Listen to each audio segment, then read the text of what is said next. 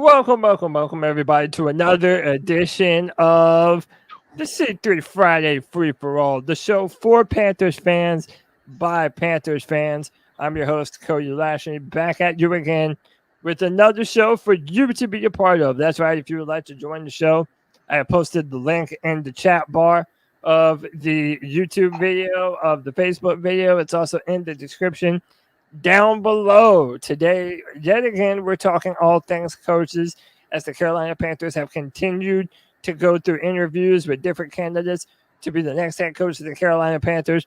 We're going to break some of those down today, talk about some of the favorites. We're going to talk about the NFL playoffs. We're going to talk about Derek Brown making the Pro Bowl. We're going to talk about playoff action. But you already know we're going to do it with the boys, the free-for-all faithful, back with a vengeance first and foremost. You know him and love him. If your opinions get out of line, he might tell you to shut the hell up. But he'll do it politely. It's Panther Pickle. Pickle, what's up, buddy? Wonderful, man. Wonderful. I got a little piece of advice for Falcon fans. Calm yourself down. It ain't going to be all right. Don't matter what coach you get or what quarterback you get, you still gonna suck. Yeah, y'all still the Falcons, and you'll always be that way. And if the Falcon fans don't like it, they can shut the hell up. Yeah. And next week, and next year, and the year after that. It feels like the Falcons can shut the hell up. It feels like the Falcons shut the hell up. Their great grandkids can shut the hell up. Go ahead, I'm done. It feels like the Falcons are trying to get older at every position. Getting Bill Belichick, they might get I don't know. I've heard a few other names in that running. That's like, oh boy, I don't know. But we'll talk about all that here today. Next up, my man carrying the torch for C3 Nation everywhere he goes. He's my man, my brother, the brand ambassador. It's D's Ill Skills. Don, brother, what's up, man? I am thankful to be here on the C3 Panthers Podcast on another Friday night with my good friend Cody Lack. Thank you for hosting the show again. We've got a good one in store for you tonight, guys. Like Cody said, we asked you to come and be a part of the show. We got 4 more slots open right now. You don't have to stay the whole time. Just come in and give us your Panthers opinion on this offseason, or maybe what you think is going to happen in the NFL playoffs. We want your participation, and come have fun with us and be a part of this C3 community. Shout out to all those in the chat. I see Dom's already active, along with several other of our favorites here. Come join and be a part of the fun that we have here each and every Friday night. Back to you, Cody. Yes, sir, man. And listen, y'all be sure to check out all these boys on Twitter, man. Diesel Skills, Panther Pickle, C3 Anthony, JJ the Snake, Cole. I need to put up a list so that way I can just flash the list every time we talk about it. So you can follow these boys while they do the C3 spaces. They do it multiple times throughout the week, and a lot of the opinions and conversations they start in the spaces we end up bringing right here to the free for all. So it's a little bit of an appetizer to wet your free for all beak, and we appreciate y'all boys for doing it. Next up, it's my homie, always holding it down, always making people laugh, Jake the Snake. Jake, what's up, brother? Man, chilling. Just glad to be here. Happy to be here. Ready to get into these head coaches and GM candidates and shit. So I feel like we're always talking about it, but I mean, that's all we can really talk about right now. It's the off season, y'all. Yeah, I know, man. Yo, buckle up your seatbelts. We have to prepare for a long off season, boys. Yeah, but it's all right. We're going to be here together, man. C3 Nation, we're going to keep it pounding for as long as we must. Next up, holding it down for the West Coast, otherwise known as the left coast. Some say it's the best coast. My man Alex, A1, what's up, brother? Hey, what's going on, fellas? Happy Friday. Hey, thank you, Cody, for setting this up every Friday. We appreciate it.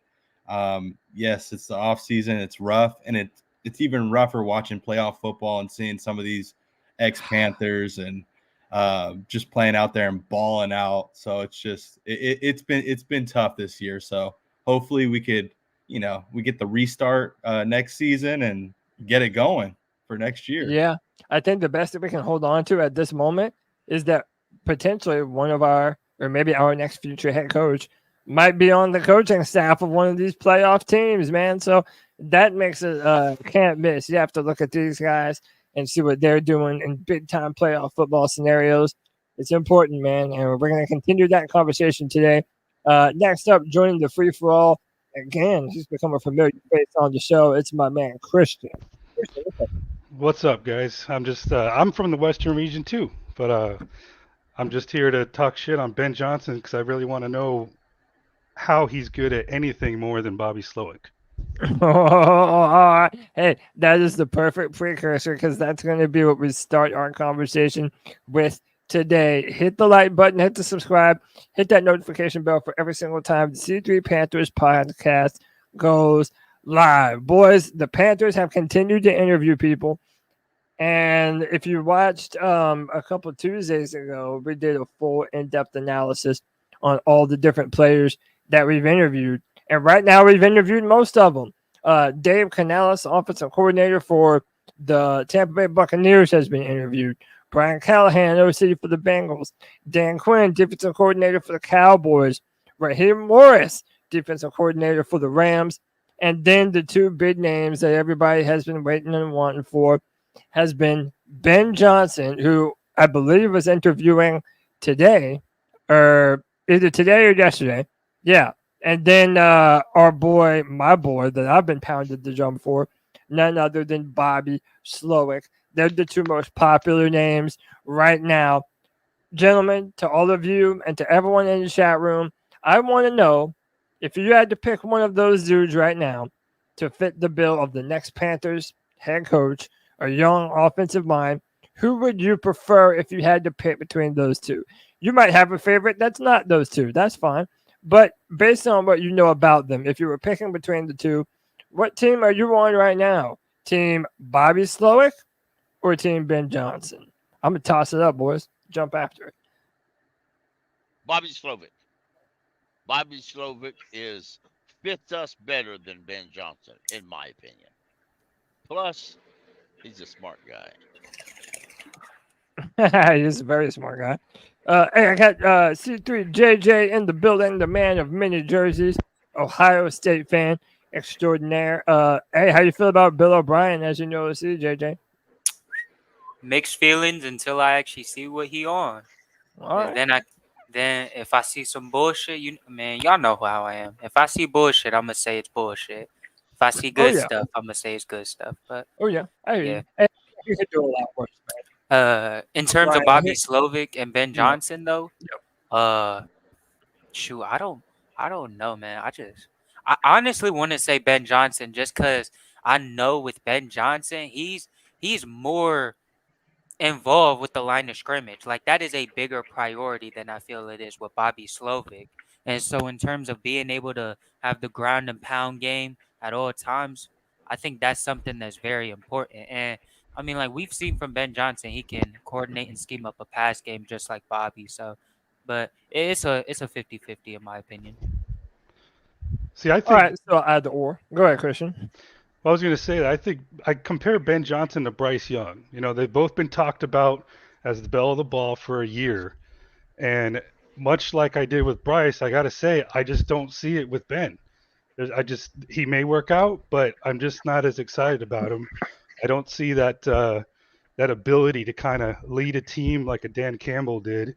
I've watched some of his interviews. I'm not as impressed as when I've watched Bobby Slowik interview. There's just something about him and his tone of voice and how he says things that I think can really, hit the players and want to play for him more. Absolutely. So, do you feel like it might fall back into that category of almost like how Frank Reich was, like not just a real leader of men, like someone that maybe can't necessarily command the troops? Is that kind of what you're saying? But sometimes you don't always need that person doesn't need to be the head guy. They just need to be in the building. Because look at Nick Sirianni. Everybody's having that question about him now. But last year when they had those guys in the building, man, everybody performed. So, I mean, it gives and takes with your coaching staff as well. Well, and I know it's not something you can really measure, but and I haven't interviewed for head coaching positions in the NFL, but I've done a lot of interviews, and there's just something about things that you can't see in how they communicate, their eye contact. And I know I might sound woo-woo right now, but I see more of what I want to see out of Slowick than I see Ben. If I had to guess right now, I think Ben just might feel a little overwhelmed when he's the guy. Okay. Let me go to my man Diesel Skills. Let me holler at you, brother. How are you feeling about Slowick and Ben Johnson? Who would you prefer? What would you say is the difference in your opinion between them? And then I'll play a clip that's relevant to Bobby Slowik. Go ahead, Deez. Nice. And the reason I was sitting over here being quiet is because I very much agree with what Panther Pickles said. I do feel like Ben Johnson's a great coach, and he would be really good here in Carolina. Unfortunately, we wouldn't see those fruits coming to fruition, but maybe 3 to 5 years down the road. Because look at the way that Detroit team is built, that powerful and versatile offensive line. We don't have that. We have a smash mouth offensive line right now. We don't have that finesse in the passing game or in their blocking schemes currently for those guys to be successful in that Ben Johnson offense from what I've seen.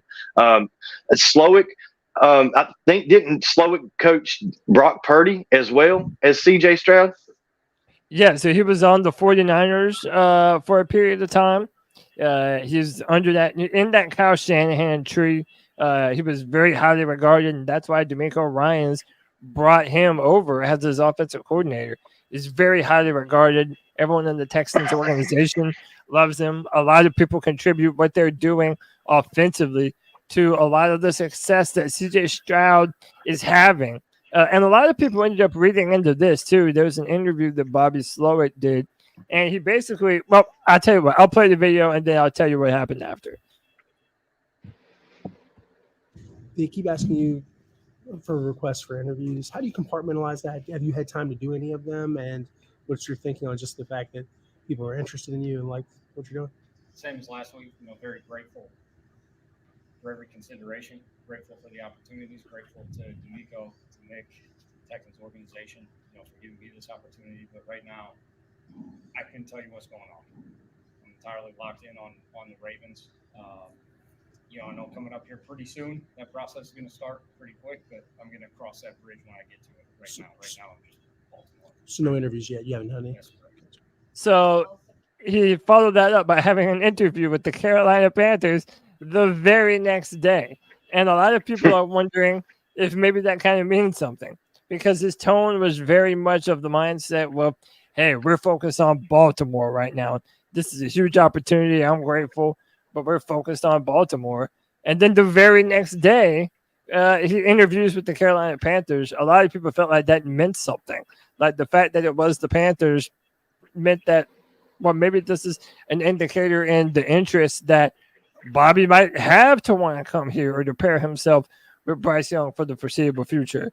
Let me go to my man Alex, and then we'll get Anthony in on the convo. Alex, talk to me, man. Yeah, I mean, when it comes to picking a coach, I'm hoping that this next one that we pick, everyone's on the same page. I think this last season, we got a bunch of guys from like different schemes, different ideas, and I think it was just it just didn't work. I think everyone needs to be on the same page when it comes to like who you're bringing in as far as staff goes, because it looked like Thomas Brown, like I don't want to discredit him just because of what happened this season. I think his scheme, mixed with Frank Reich's scheme, I just think it just didn't work. I think if we're going to be a smash mouth football team, we got to be a smash mouth football team. If we're going to be a pass first football team, everyone's got to be on board. So whoever we do hire, I'm hoping that they get to bring in their own staff and it'll all work itself out. I'm more on the side of bringing in a veteran head coach just because I think I like the experience. I like resume a little bit more, but I'm all for, if out of those two, I'm probably for Bobby Slowik. Out of those two, to answer your question. Yeah, great. I think you're basically saying like commit to one style and build around one style. If you're smash mouth football or whatever it is, dedicate yourself to that and have a coach that knows how to build towards that vision. Yeah, Carolina, Carolina doesn't have an identity. They haven't in years. So until we figure that out and we have some leaders and we figure all of that out, it's gonna be rough. So hopefully the next guy that comes in, starts some sort of identity. Yeah, and you talked about experience too. Ben Johnson or Slowick don't have any prior head coaching experience, but there are some other guys I want to talk about later that do have some experience, and I'm wondering why they're not getting talked about more. But we'll get to that later. Anthony, what's up, big dog? How you are, man? What's going on? Can y'all hear me? Yeah, man, loud and clear, man. Yeah. So, or I'm assuming you want my answer on Bobby Slowik versus Ben Johnson. Yeah, I mean, just if you had to pick right now, what would make you lean one way or the other, and yeah, just tell us why. Yeah, I think it's Bobby Slowik, because, and I know he's only been a coach, an offensive play caller for one season, but he was part of the 2013 Washington team. You've seen what he's done with Stroud this season. And he had to have done a lot of pre-draft work on Bryce Young. We talk about how Bryce Young has potential in a Shanahan system. That's the type of system he brings. And a lot of even Texans beat reporters were saying it's basically the opposite of Frank Reich's system. Instead of leaving him out there and shotgun every play, it's just a completely different scheme, and I think it's going to help Bryce Young. But I don't know so much about the locker room. He's a young guy. Is he going to be able to kind of establish a culture there, kind of what Alex was saying? And, today, Ian Rappaport was on the Pat McAfee show, and he was saying the Panthers are looking for a coach that the players are going to believe in, and that they weren't so much doing that last year. What the fuck, David Tepper? I'm sorry. What does that even mean, dude? What does that Hey, even at least he's learning from his mistakes now. Well, we got to see who he hires first before we say anything like that. But, I mean, maybe. But my real question to everyone on the panel is this, and I'll put it this way. Yes, Bobby Slowik would be awesome, but why aren't we interviewing Jim Harbaugh? Why aren't we interviewing Mike Vrable? Why aren't we interviewing even Belichick? Like, there's guys out there that bring to the table exactly what this organization needs, like Alex was saying, a proven resume, demanding the locker room. Like, these are all things we're in need of, and I get it. Hiring a coach to maximize Bryce Young's potential is what David Tepper wants, and that's not a bad idea. But what about the other 52 guys on the roster? Yeah, so look, but let's just talk about that now. That was who I was talking about. I was wanting to talk about Mike Vrable today, and we were talking about how no one holds anyone accountable. None of these guys seem to care. Everyone's just kind of lackadaisical. And if you really start to connect the pieces of the coaches that are tied to certain organizations and teams, there might be a possibility that Mike Vrable isn't a head coach this next season. Keep in mind, this is a guy who's had the Tennessee Titans as playoff contenders for a long time.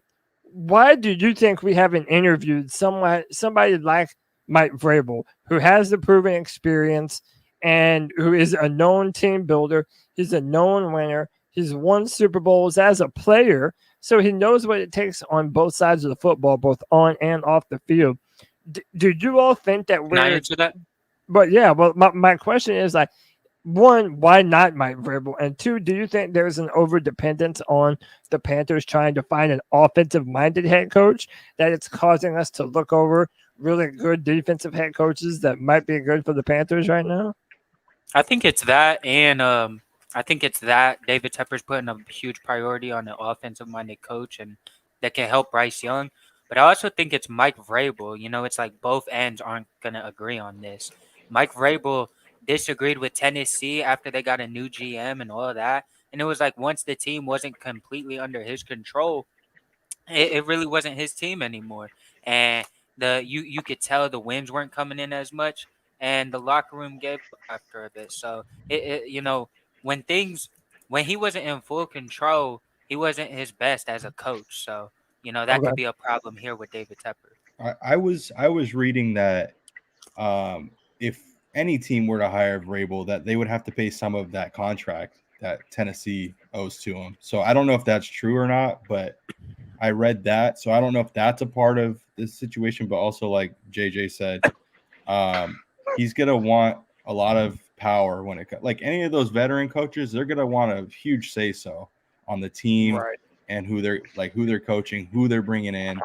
And I think that's where the disconnect is with these veteran head coaches and why Carolina hasn't interviewed any of these veteran head coaches, which to me, I think is a mistake. And I know a lot of people don't, and I might be on the other side of this, but a lot of people don't like Dan Quinn. They're not fans of it. I know he was in Atlanta, coach in Atlanta. I'm a fan of Dan Quinn. I think he would he would propel that defense even more than Carolina has already done. Like I think that defense would be at another level, which would be great. But at the same time, I think he could bring in his guys. He could bring in a really good offensive coordinator, and that it could work. I mean, we saw Atlanta go to the Super Bowl. Didn't end up how they wanted to, but in my opinion, Quinn have as much success as Ron Rivera? When they were both in the NFC South, basically. They both went to a Super Bowl. They both went to a Super Bowl. Yeah. I mean, I don't know. I know I'm on that side where a lot of people aren't on the Dan Quinn train. I get it. But I'm a fan of him.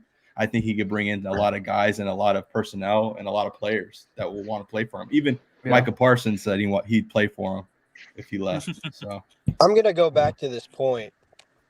And this is what David Tepper said after Matt Rule was fired. He said it was a mistake hiring a CEO-type head coach, and I think that's why he has PTSD. Listen, Matt. Stepper. When you hire a CEO head coach, hire one that is proven, not a Baylor coach. Like, it's just like he has the right mindset, but he's hired the wrong people for that mindset. So, again, if he wants a schematics guy, if he wants something like that's okay. I'm just still concerned, and a lot of people should voice this concern too. Is a guy like Bobby Slowik going to be able to build a certain culture here that we've needed? That's the major question. I don't question his ability to propel the offensive talent we have, but I do question the ability. Are these players going to be bought in? Like Rappaport said, it's like, okay, they're looking for a head coach that the players are going to want to play for, basically. Well, Slowick could be that guy, but there's guys on the market that are proven winners. It's confusing. It really is. And Anthony, how you just said that everything that happened with Matt Rule kind of made David Tepper flinch at the terms of a CEO type of head coach. And I think there's a lot of truth to that too. But I also think if you look at the reason why it's more likely to hire a brand new head coach that doesn't have the prior experience is that I also think that David Tepper got soured on firing someone that was just fired the year before, right? So Mike Vrable might not fit that bill, right? Because he was fired. There's other guys that it's like, well, Frank Reich was fired. We gave him a chance, and it didn't work out. And I feel like a lot of other people might feel that same way too. Like, let's go with someone new. And the fact of the matter is, we don't know who's a proven team builder because they've never had to build that team before. They've been coordinators. Yeah, go ahead, JJ. I was gonna say, man, because I think I meant to make I can't remember if it was a space or last Friday free for all, but the whole notion that people have and fans have that the Panthers job is just the worst head coaching job. I'm not gonna lie, it's a pretty bad way of looking at it. Because if you think about it like this, the team is clear. There ain't nothing solidified really except for quarterback that you're building around. Right. Except for that, it's a clean team you get to work with, bro. When you come in here, you have the power to do whatever you really want for it. If David Tepper is gonna give like Bobby Slowik or Jim Harbaugh, for example, like the power to be the GM on top of the head coach or some other shit, like you have a whole roster to just build up from the ground up with, and it's going to be all your decisions, and you're probably going to get a huge bag on top of that because David Tepper got the money. So it's really not when you really think about it like that, and you have a quarterback. Well, another thing that I haven't heard really mentioned by anyone is maybe some of these aren't being looked at as closely because they may not be the type to come in and assess your talent and adjust your scheme to fit their, what they're good at. Vrabel might be more of a guy who has his system and wants to stick with it, kind of like Reich did. Whereas Slowick, and I'll help answer your question, Anthony, like, can he build a culture? If you go look at these players getting interviewed, I think his name was Robert Woods. He talked about how, invigorated his career was in this offense. And I think there's also something to be said that with he and D'Amico Ryans, he kind of helped build the culture together. Whereas someone like Ben, he, kind of came into Dan Campbell's culture. So I have faith that he can help build a culture and also, is young and not hard-headed enough to say, I can adjust my scheme to fit my what skills my players have too. Right. Yeah, no, I'm not discrediting that at all. It's just, I have just my trepidations about Tepper. We'll see what happens. And the other thing I will say, though, he better give, if this is Bobby Slowik, he better give him years to fix this, because he tore down this roster with talent. So did Scott Fitter. I mean, it's like the roster's gotten worse and worse by season.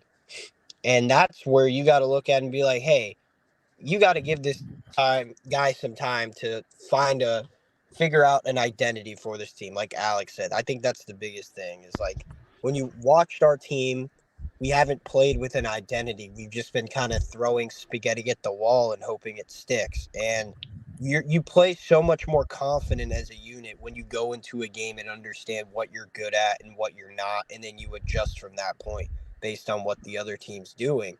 And it feels like, I mean, I can't be the only one to speak for this. It feels like we've gone into these games with really just, we've been schematically outmatched, just outmatched player-wise to player. I mean, so I pray that Bobby or whoever it is gets some time to really build this culture. Absolutely, man. I couldn't agree with you more. They need time. However, I have to chime in here and say that if we were to hire like someone who as hard-headed as Reich was, and you're not seeing anything, like no improvement, no culture change, no heart on the field, no scheme change. We heard reports about how, they were talking about Bryce's footwork and he didn't see any change, and so I don't blame Tepper for making that call. And I would see that if you saw some heart on there, I think we would all agree we wouldn't care if we won one game as long as we saw some leads, some back and forth, some heart on the field. So yeah, I think I agree with you, man. You need to give them time, but you also have to see something in return a little bit. Yeah. And when we're talking about team building, don't you think it also matters when you're able to get a team believing in themselves because they know that they can execute the playbook and the coach? I don't have a thread on Ben Johnson, but I do have something on Bobby Slowik. And one of the things, shout out to Josh Norris for posting this, is how much he loves to give extra protection to his quarterback when they're going for long, deep balls down the field. Like right here, this is a 7-man protection versus 4 pass rushers. And they don't have to get 5 wide receivers out there.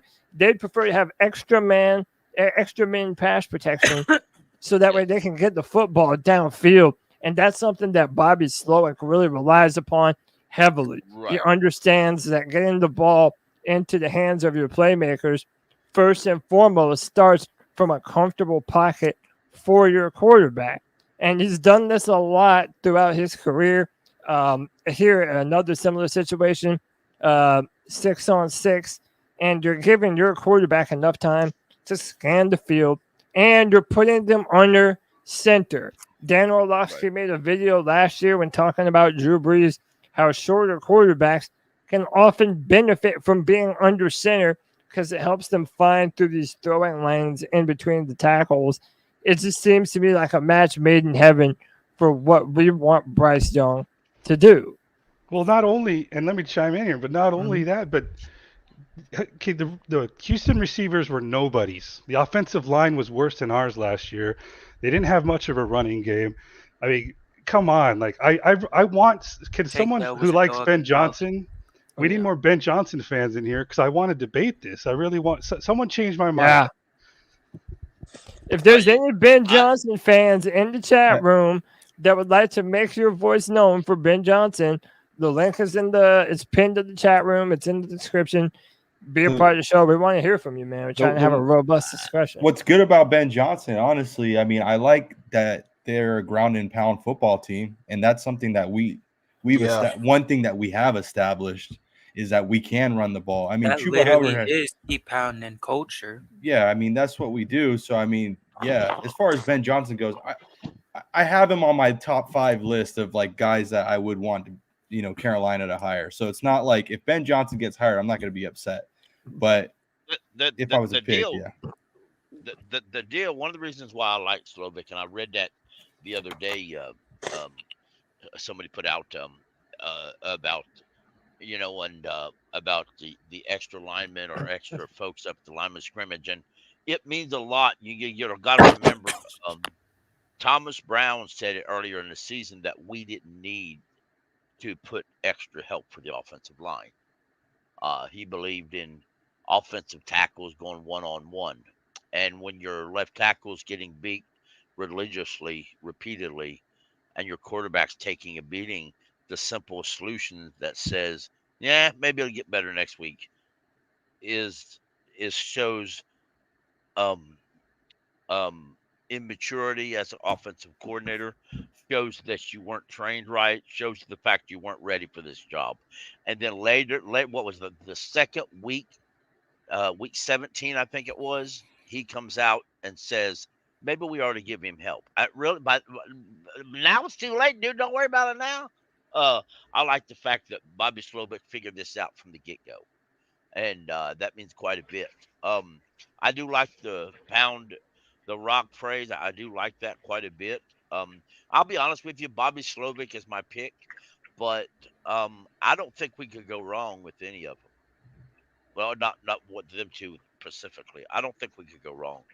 I really don't think we can go wrong. I think that's why nobody's up here really defending Ben Johnson, because it's like, yeah, but you defending him against Bobby Slowik. We'd be fine with either of them. Yeah, exactly. Granted, Ben has been in the he's been a coordinator 1 year longer than Bobby.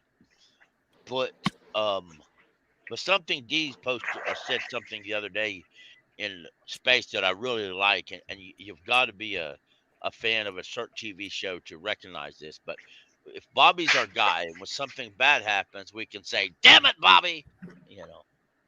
Well, Cody. Hey, Cody, I think you're kind of getting your answer. The question was, why not Vrable and Belichick? I mean, it's obvious they're not bringing a lot of excitement right now. Yeah, dude, that's a great point.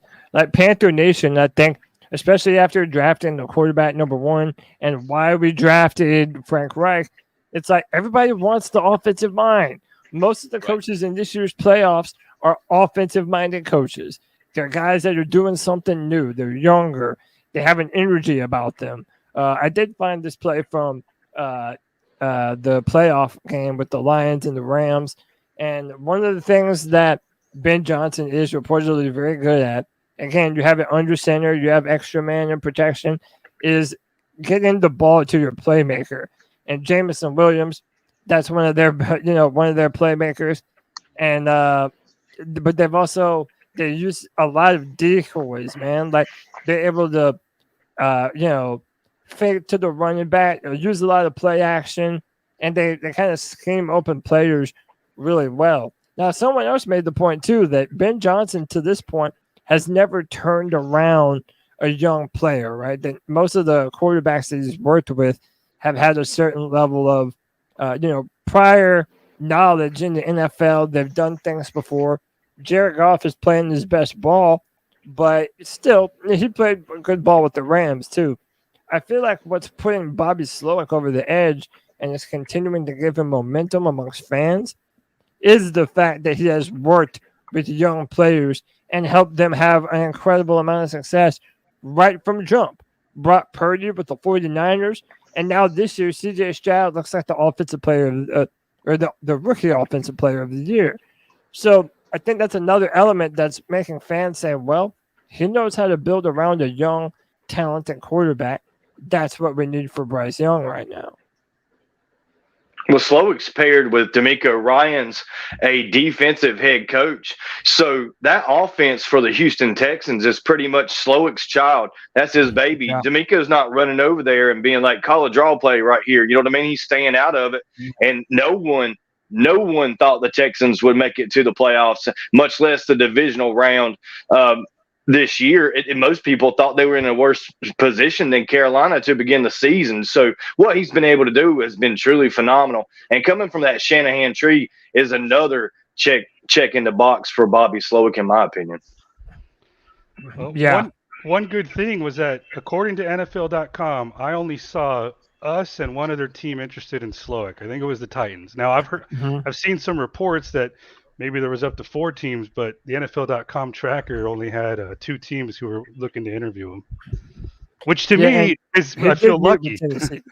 Yeah, he did meet with Tennessee Albert too. Breer, Albert Breer posted this 23 minutes ago, and it says, with Texas playing tomorrow, OC Bobby Slowik is done interviewing this week.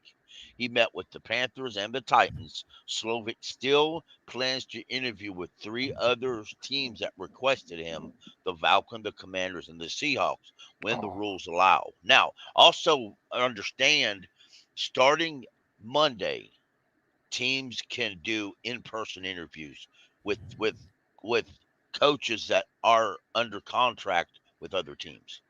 They couldn't until now, but they can do in-person interviews starting Monday. Yeah, go ahead. Yeah, I was gonna say, Cody.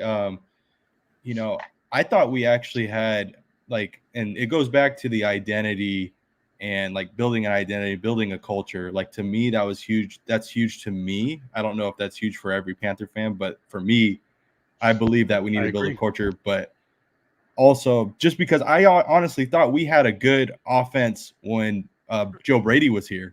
I thought the offense was actually kind of exciting. I mean, we had Curtis Samuel, we had DJ Moore, I think Robbie Anderson, and all those guys were. I think we had Robbie and DJ Moore were 1,000-yard receivers, and then we had a 1,000-yard back as well.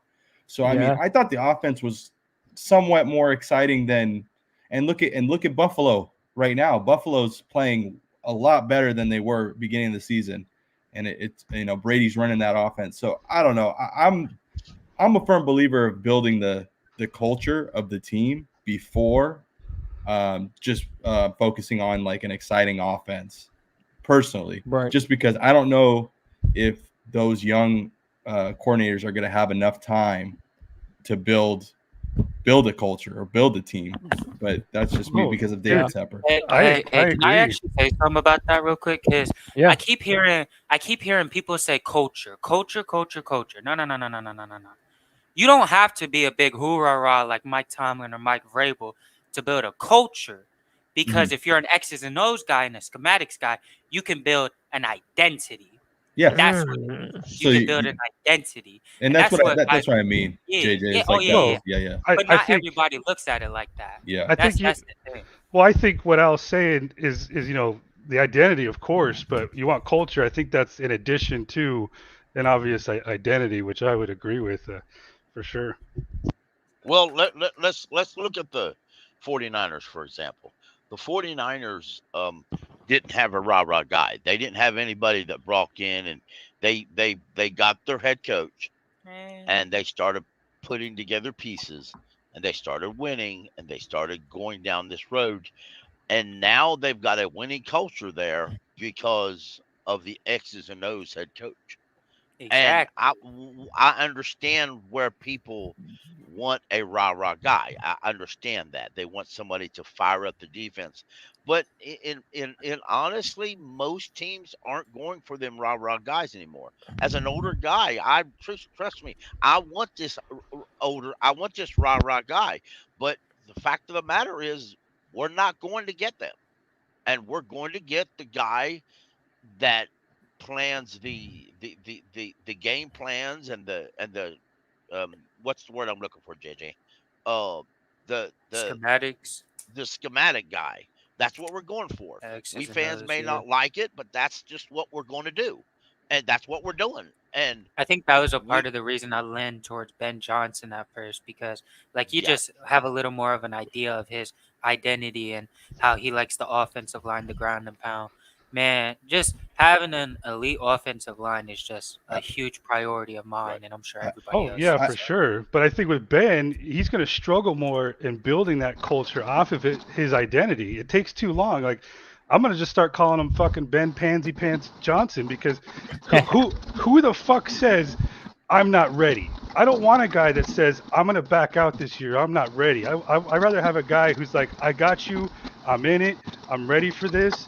And we're going to take it. And Ben didn't do that. For whatever his reasons were, there was no good reason to back out last year.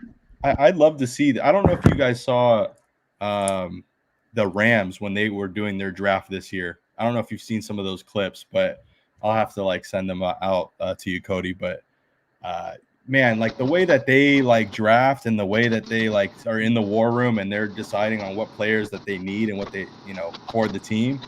Yeah, John McVay doing work. Yeah, exactly. McVay, like all those guys, they were just doing like they know exactly what they want, what kind of players they want to bring in, and how they're going to use them. Yeah, exactly. And like I don't know if we could do like a side by side, but I remember when they were doing the Matt Rule and it didn't seem, it was different. It was just different. So I don't know. But, yeah, and they found Puka Nacua, man. Look how good Puka Nacua has been for that team this year. And let me welcome my homie, man. He hasn't been on the show in a while. It's the man QT0. QT, what up, dog? Was hand, yeah. I want some off that GM tree over there in the Rams, dude, because hey, they had 2 fifth-year wonders in a row. So I need some of that. Yeah, man. Somebody that knows how to find talent. Oh, you mean fifth-round wonders? Yeah. Yeah, they hit him 2 years in a row. Who does that? I need a piece of that. The same organization that traded all its first-round picks. And was still able to draft a lot of talented players. Fuck the first-round pick. Trade them. If you can get that in the fifth round, trade them. Dude, my friend, brother. I understand that, but we traded all them last year, and I'm all right to say we don't have one this year. Let's just figure it out down the road. But nearly every Panther fan out there screaming and yelling, we have to go get a first-round pick. We've got to trade. No, we don't. There's plenty of talent. There's plenty of talent in the draft, man. And if we could find a general manager specifically that could get something other than like what I would call the opposite of a Marty Herney, all Marty Herney hits in that first round. We need somebody else that hits outside of it. We've been able to find a second round player. I agree with you, brother. I really do. Hey, QT, you're come in and out. Your microphone's starting to mess up on you. You were kind of cutting in at the last minute there. Cutting in and out. Yeah, I don't think what the Rams did was the biggest bogus idea. They traded first-round picks for proven, experienced talent in the NFL and draft well with the rest of their picks. Yeah, I mean, they might have the defensive rookie of the year this year in Kobe Turner. I mean, that guy. Can I tell you why? That D lineman. Yeah, exactly. Another guy. Hey, man, let me welcome my man. Hold on. Strats has not been in here forever. He has been missed on the show. He's back at it. My man Strats on the free for all. What's up, dude? What's up, guys? Hey, Cody. Pretty good hanging in there. My thought on the Slowick thing was I think we're leaning toward him. I think the underlying kind of I don't think we're really definitively saying it. I think we want to be kind of hesitant in stating it, but I'll just come out and say it. Honestly, Jared Goff is a veteran, and we do tend to give veterans like a lot more credit than rookies in that sense that they have seen more, they've experienced more. So the fact that Goff he's looking better, let's be honest. But I mean, CJ Stroud is being a rookie and looking as good as he is. That's incredible. I think it's a lot of it is to do with CJ, but I think it's a culmination of the offensive coordinating and some other things too. So I think players playing well. Yeah. See, what I really like about Ben Johnson, I don't know if anybody's aware of this, but they brought their offense from a 27th in the league to 7th, and then now they're 3rd in the league. Yeah, but are you convinced when you watch that team? Are you convinced that they'll win? That you don't have that feeling that you're like, oh, some of these games they go into, it's like 50-50 shot whether or not they even are competitive here. And that hasn't really. I don't think that's been the case when I've seen the Texans this year. You know who he So- kind of reminds me of? Ben Johnson. What Stratz is talking about too. Fucking Yeah. pansy pants. He kind of reminds me of Cliff Kingsbury, the guy that was the head coach for the Cardinals. Like, he's a good offensive mind, but I have a lot of doubts and questions about his ability to be a head coach in the NFL. And look, Who's Cliff offensive coordinator for? I don't remember. Well, he was the offensive coordinator for Texas Tech when they had Mahomes. Then he ended up moving on to the NFL, and he was the head coach of the Arizona Cardinals. And then last year, he was the offensive coordinator at USC that had Caleb Williams. Isn't he going somewhere now? Yeah, well, he interviewed for the Bears, That's what it was. to be the offensive So it coordinator. seems like he for skipped a step. Chicago. If you ask me, he didn't. He jumped from offensive coordinator in college to head coaching. He didn't go to offensive coordinator to offensive coordinator in the NFL and then head coaching. So I could easily see it. He failed forward in life because he already had a connection to Kyler Murray. So the Cardinals wanted to jump ahead of everyone to get that quarterback offensive coordinator Right. on the tandem, and it plummeted. It was the only one you really think about and look back on. Well, it didn't work out. You know what I'm surprised about is that all of you are talking about head coach and none of you are. I feel like we went into this going, get this GM out of here and let the GM pick the head coach. We haven't. I don't think I've heard you guys mention that tonight. Well, no, I definitely feel like they got to pair up. I definitely feel like they got. It's almost you got to kind of bring them in at the same time, honestly, and they got to be homies. Like you get Ben Johnson, you might want to get somebody in the Lions tree over there in their GMing tree. You know what I'm saying? If you're getting some of that Texan shit, you might want to finesse something. You gotta get people that pair together. You know, because I feel like.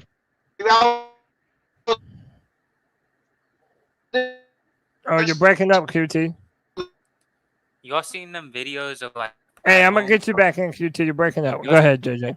Y'all seen them videos of the Lions GM just going crazy and always being hyped and reactionary to their success or when No, I they haven't do even right? Yeah, Bro, I'm not gonna like that's the stuff I'm trying to see in our front office. Yeah. When they drafted Jahmyr Gibbs and he over there banging on the table, pump this shit. I'm like, you damn right. They was. I wanted to go ahead, Pickle. I want to respond to someone. It just I know a lot of people gave him down the road for his reaction of throwing the cup, but let's be real, folks. That's the closest reaction that anybody in our front office has had in 6 years. And that's I mean, true. good, bad, or indifferent. I mean, Yeah. and if you look at that, somebody had said something when it happened that they felt he was reacting more to the fact of Tepper Bryce has had throwing the interception. But if you go back and watch that now, after everything's settled, you'll see a pissed off Tepper, and that's what I want to see. I want to see a pissed off Tepper. I want to see a pissed off coach. Preach. I want to see one day Ron Rivera rip the holy hell out of the players in the locker room. I mean, during halftime, ripped them a new ass. A couple of years later, it resurfaced. Everybody's like, "Wow, he ain't Mika Mild Ron, is he?" Like, no, just because you don't see it, don't mean it ain't happening. We haven't had that much. We haven't had that much energy at head coach since Ron Rivera. That is one question. I wanted to answer something that Strat said real quick. You mentioned that we haven't really even talked about general managers. Well, that's partly because the Panthers haven't been interviewing a lot of different GM candidates. There have been a couple. They have interviewed some. But for the most part, if you're looking at the headlines, they have interviewed far more coaching candidates than they have GM candidates, to the point that it makes me think that they're almost they're purposely wanting to find a head coach first, and then maybe bring in that head coach's preferred candidate at GM to be able to pair them together. Again, I don't know backwards? That. Right. That's not how. That's not how I would do it. But I do think it's looking like that's what they're doing. they're not the only teams that's ever done that. I know that you consider that backwards, and that's fine. Traditionally, it is backwards, but there's been a lot more teams here as of late do that. For example, the 49ers hired Kyle Shanahan before they hired John Lynch.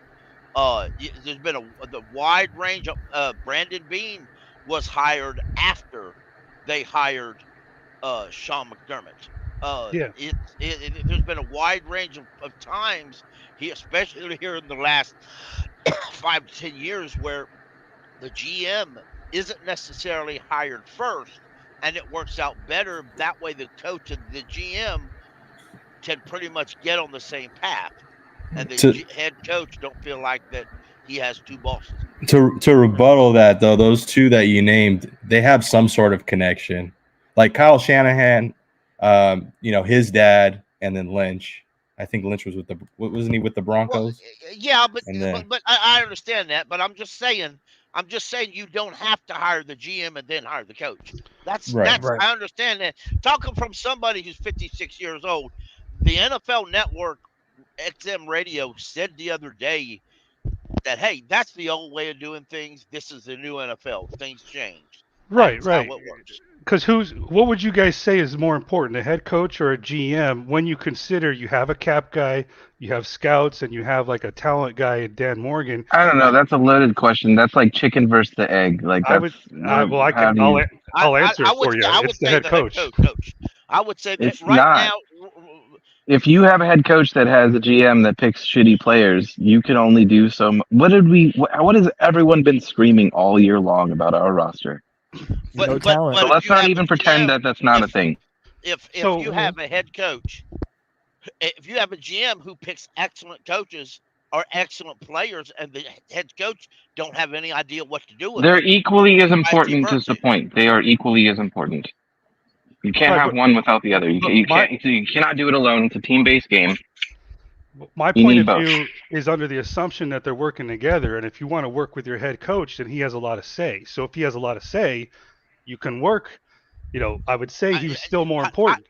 I know, but someone just said the head coach is the most important part. Hire them together, like we seem to plan to do, is by far better. I have been watching this team since it was created, and we've always let the GM hire the head coach, with the exception of the Tepper era.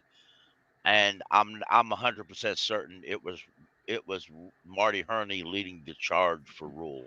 Well, nonetheless, all that being said, I'm ready to go it this way, because I'm telling you, the other way never worked. Did we make the Super Bowl? Yes. Did we have 2 straight winning seasons? No. So if that's terrible. We can't. It broke, so can we stop saying this whole we haven't had back-to-back winning season things? The record doesn't matter. They matter if you get to the playoffs. That matters. That's what really matters. Let's stop this bullshit about the winning record crap. It's just a showcase trophy. It's not that important. But I wanted to bring this up. To you, it ain't. But some other people, it may be. Look, all right, Stats. Now it goes from not having back-to-back winning seasons to we've only had 3 straight successful seasons. Well, but listen, I feel like there's examples for what both of you are saying. So if you look at the Kansas City Chiefs and say, okay, who's more important to their success, Andy Reid or their GM Brett Veach, I would comfortably say Andy Reid. However, if you were to ask me the Philadelphia Eagles, who has been more important to that team's success, GM Howie Roseman or their head coach Nick Sirianni, I would say Howie Roseman, because they've done such a good job at infusing that team with talent. I think ultimately I come to the agreement that you have to have both working in tandem. If you have a GM that's giving you a lot of talent, but you don't have a head coach to be able to put them in situations to win, you're dead on arrival. And it goes vice versa as well. If you have a great head coach, but you're never hitting on your draft picks and you're never hitting on your free agents, you're putting that coach behind the line to be able to be successful. I look at like Mike Tomlin the past couple of years. The Steelers are always good. They're in the playoffs, but don't necessarily have the pieces to make that jump at a few different positions. And I think that matters a lot for both of them.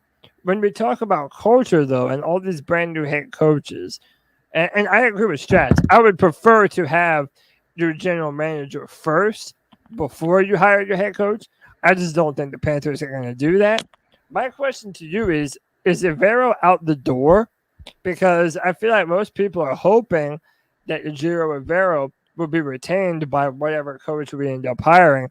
I don't know if that ends up being the case. I do know that Dave Canales, the OC for Tampa Bay, has had a bunch of good things to say about Ejiro Vrable, and a lot of people are now higher on him because of that. Let's hear what he has to say. Yeah, I think he's definitely going to depend on the head coach that they pick, and who they pick might depend on who wants to work with Vrable. Right. So this is what Dave Canales had to say about Vrable before Tampa Bay played us in our defense. Carolina's defense probably doesn't get the credit it deserves, but right. How much of the team not being able to produce scoring wise had to do with that rib injury versus just what Carolina was doing? Yeah, let's first give credit where credit's due. EJ Vrable, he's done a fantastic job against us, and just in general this year. If you look at some of their numbers defensively, he put a good unit together, really tough. That front seven is really tough to play against. They got great secondary players, and so they really presented some challenges to us. And of course, the first time we played them, we kind of neither of us had a quarter of it, with the elements and all that. But they did a great job. They had a great plan. It was windy. That affected some of the things. I thought we had a chance for Mike on a big touchdown early on. Ball kind of got hung up a little bit. But, as far as the rest of it, we have to just be accountable to executing and throwing and catching, which we didn't do great last week, but we found a way to win, which I was. So great things to say about Vrable, but dude, is that the only person that said him, Cody? It's not the only well, I'm actually not sure. I do know that Vrable has a lot of fans, but by the way, Dave Canales is starting to grow on me, y'all. I'm just being real. Yeah, I think I'd be happy with Canales too, but. Where do y'all land on that? What do you think is the likelihood that the Panthers do retain Ejiro Vrable under whoever the next coach and GM are? Vrable to me is I have him in my top 5 as a head coach for Carolina.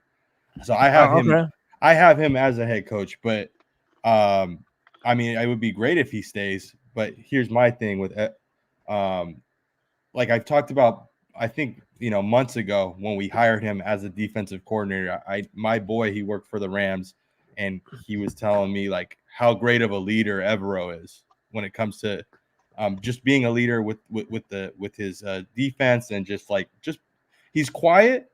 He seems like a quiet guy, but he gets his words across. So I mean, like Vrable, and you saw it this year. There was a lot of injuries on the defensive side of the ball, and there was guys that maybe we didn't even know that stepped up this year, and the defensive end was still, that defensive side of the ball was still, somewhat keeping us afloat. So I'm a big Vrable guy. My buddy, I asked him, I was like, what do you think of Thomas Brown and Vrable? Like out of those two, who would be like the next head coach? And he told me Vrable. So I have full faith in Vrable. If I may, I want to leave it all up to the head coach. I've seen it this past year's evident of coaches that are forced on coaches that are forced on the head coaches. I just let him do it. Now, if the head coach you bring in, like for example, doesn't really meet him, says yeah he's a great guy, we'll just keep him. That's fine. I'm good with that. But I'm not. I think last year, I wonder last year if maybe there were 2 coaches that we basically forced down any coach that come here's throat. Campton and the special team coordinator. Tabor. Yeah. Tabor. But they're going to be here regardless. If you don't like it, then that's just how it's going to happen. Mm-hmm. And I can't help but think that turned people off. And I'm bringing in a new head coach. If he wants to pick his entire staff, I'm behind him. I'm 1,000% with Pick on this one. Like, we're bringing in your own staff and being on the same page. Everyone needs to be on the same page. Because Well, I mean, that's a given that Tepper, I'm surprised, didn't realize before he hired everyone last year. But especially being in a corporation, I have no flipping clue how he didn't think that one through. But beyond that, what was the point I was going to make? Oh, right, with Avero. So I was very high on him throughout most of the year up until like the last 3 or 4 games when I finally looked at all the collective statistical data over the season and what I kind of came up with, why I can't say I came up with it. It was already being talked about. But what I agree with is that he did do better than I thought he would, given as many injuries. However, in the same breath, I can say there are some shortcomings that were not dependent on injuries, that were mistakes made throughout the year that were large enough that, like, obvious enough. Like we saw Brown, not Thomas Brown, being taken out on like a goal line stance. It was like almost every one of them, I feel like, in one particular game and then in other games as well. And you're just kind of looking at that kind of thing going, how did you, what made you come to that kind of decision? And the other part to this, and the larger part to this really, is that the offense was in fact so bad that it did just happen to make it was beer goggles. Basically, the defense looked better than I think they really were because of how bad the offense is. If you think about this psychologically too, the other team's not going to really have to try as hard as if the team they're playing, the offense isn't doing that much. They don't really need to run. They can, but they don't need to run the score up 56-0. So there's some nuances there that I think if we had a decent offense this past year, that the defense would not have looked as such good light as we think it is. But stats, don't you think if we scored like 28 points, like maybe that would help out a little bit? I feel like every game, if we had 13, it would be like 13-17, or like it wasn't like. To me, I feel like they both have to. Be working at the same time. But a team that has the lead playing against the Panthers, like, you feel so unthreatened by the Panthers offense. Once you're above 15, you really almost feel like you have this win in the bag. Did you guys ever play sports? And when you do play sports, or even it could be video game sport, it could be esports. And if your opponent scores on you, it makes you want to try a little harder. But when they're just like dicking around and you're like, like they got nothing, like I got this, you don't try as hard, I don't think. So I think there's an aspect of that. I don't know how teams large of an aspect it is. When they played us, they just played to their opponent. Well, yeah, I think there's a lot to that.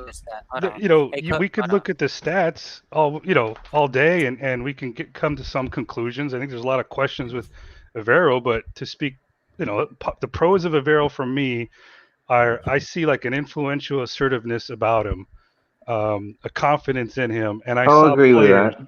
Yeah, I saw some players come off the street like Troy Hill, and played better than some guys we'd had, for years. So I liked seeing that. I thought when I saw all these injuries, I'm like, dude, even if we have a good offense, we're just not gonna be able to stop anyone. And I was pleasantly surprised. So I can't vouch for him. I'd like him, but I don't want to, knock him for not having the players he needed. Well, let me ask you this: if you bring in Bobby Slowik, do you have to make him a head coach, or can he be offensive coordinator? No. Let me give my take about Avero real quick, because in my opinion, I don't think it should be really I don't think people should be worrying about if we keep Avero or not. Because I think the personnel played the exact same as normal, man. We had games where we let up 30, and we had games where we let up 20, and we felt like we could have won. It played basically the same it did in 2021 when we thought we had a top 2 defense. Like, it just was a little different because of the scheme. But if we're being real, like, Avero not really changing that.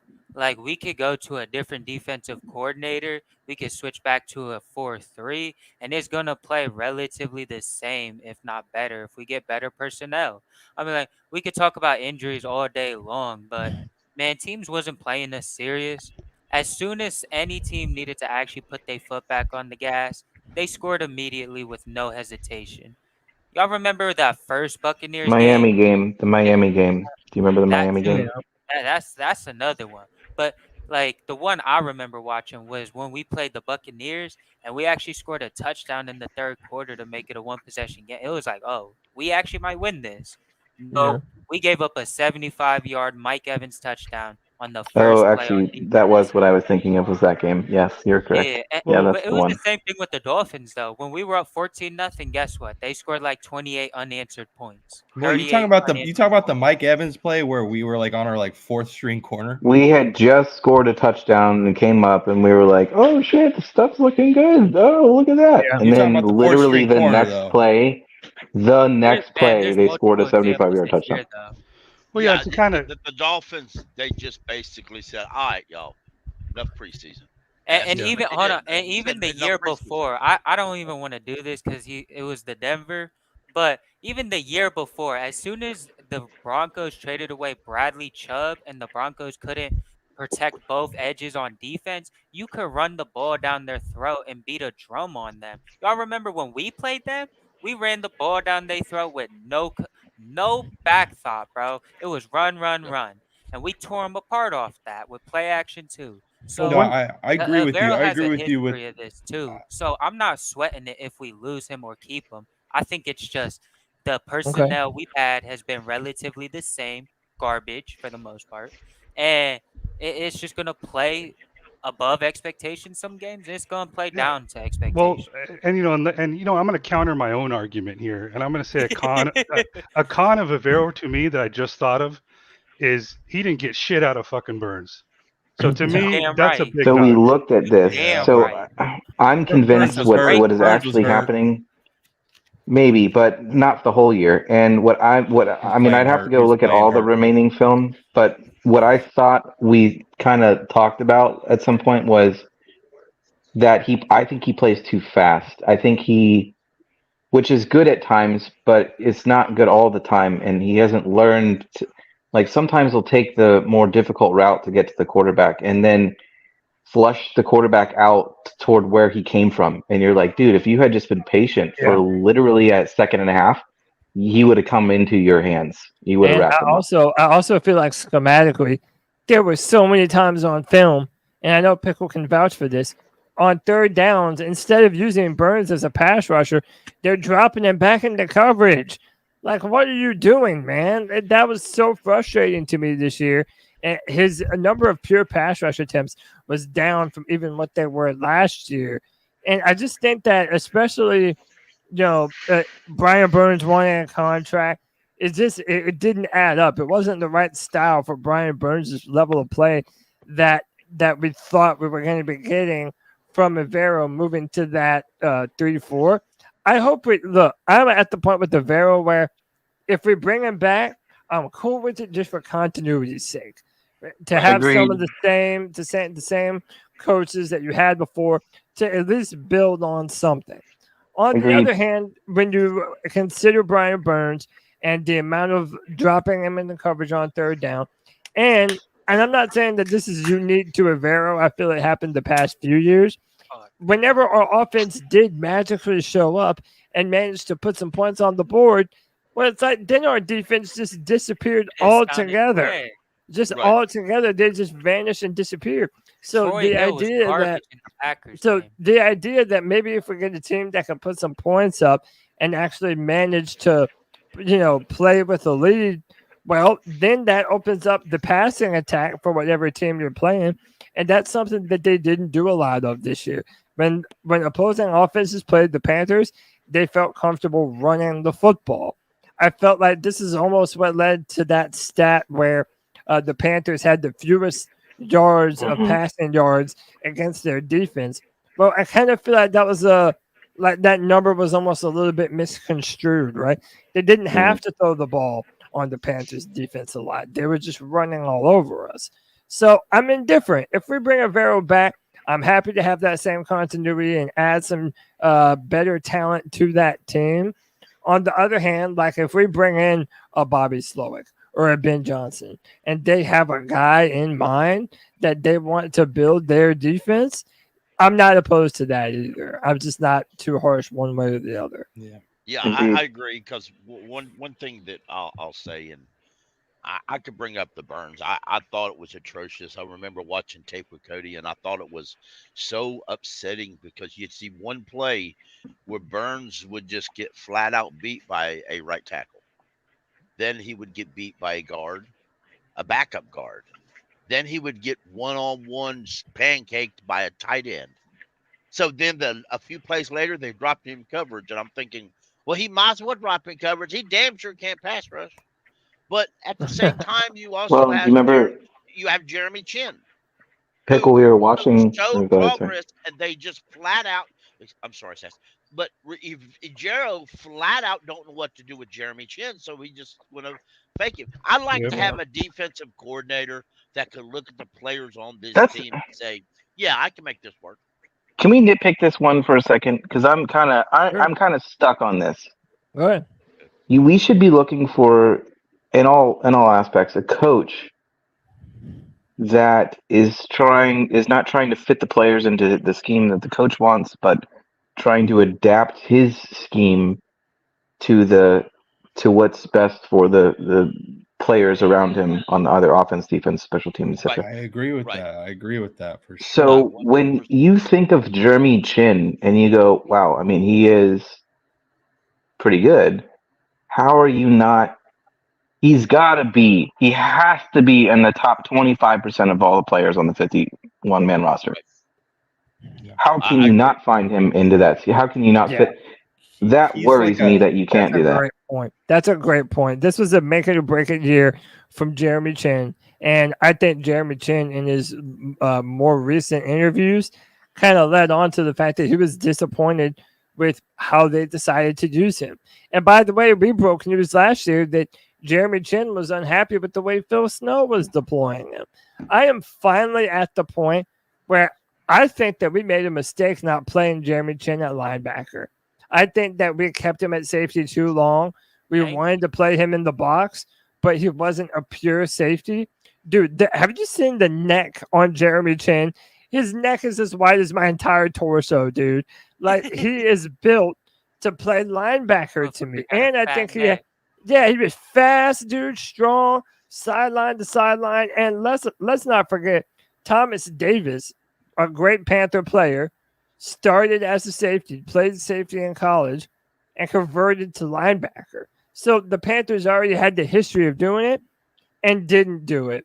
I'm so happy you brought that up, Strats, because to me, that is a failure on Ejiro Rivero.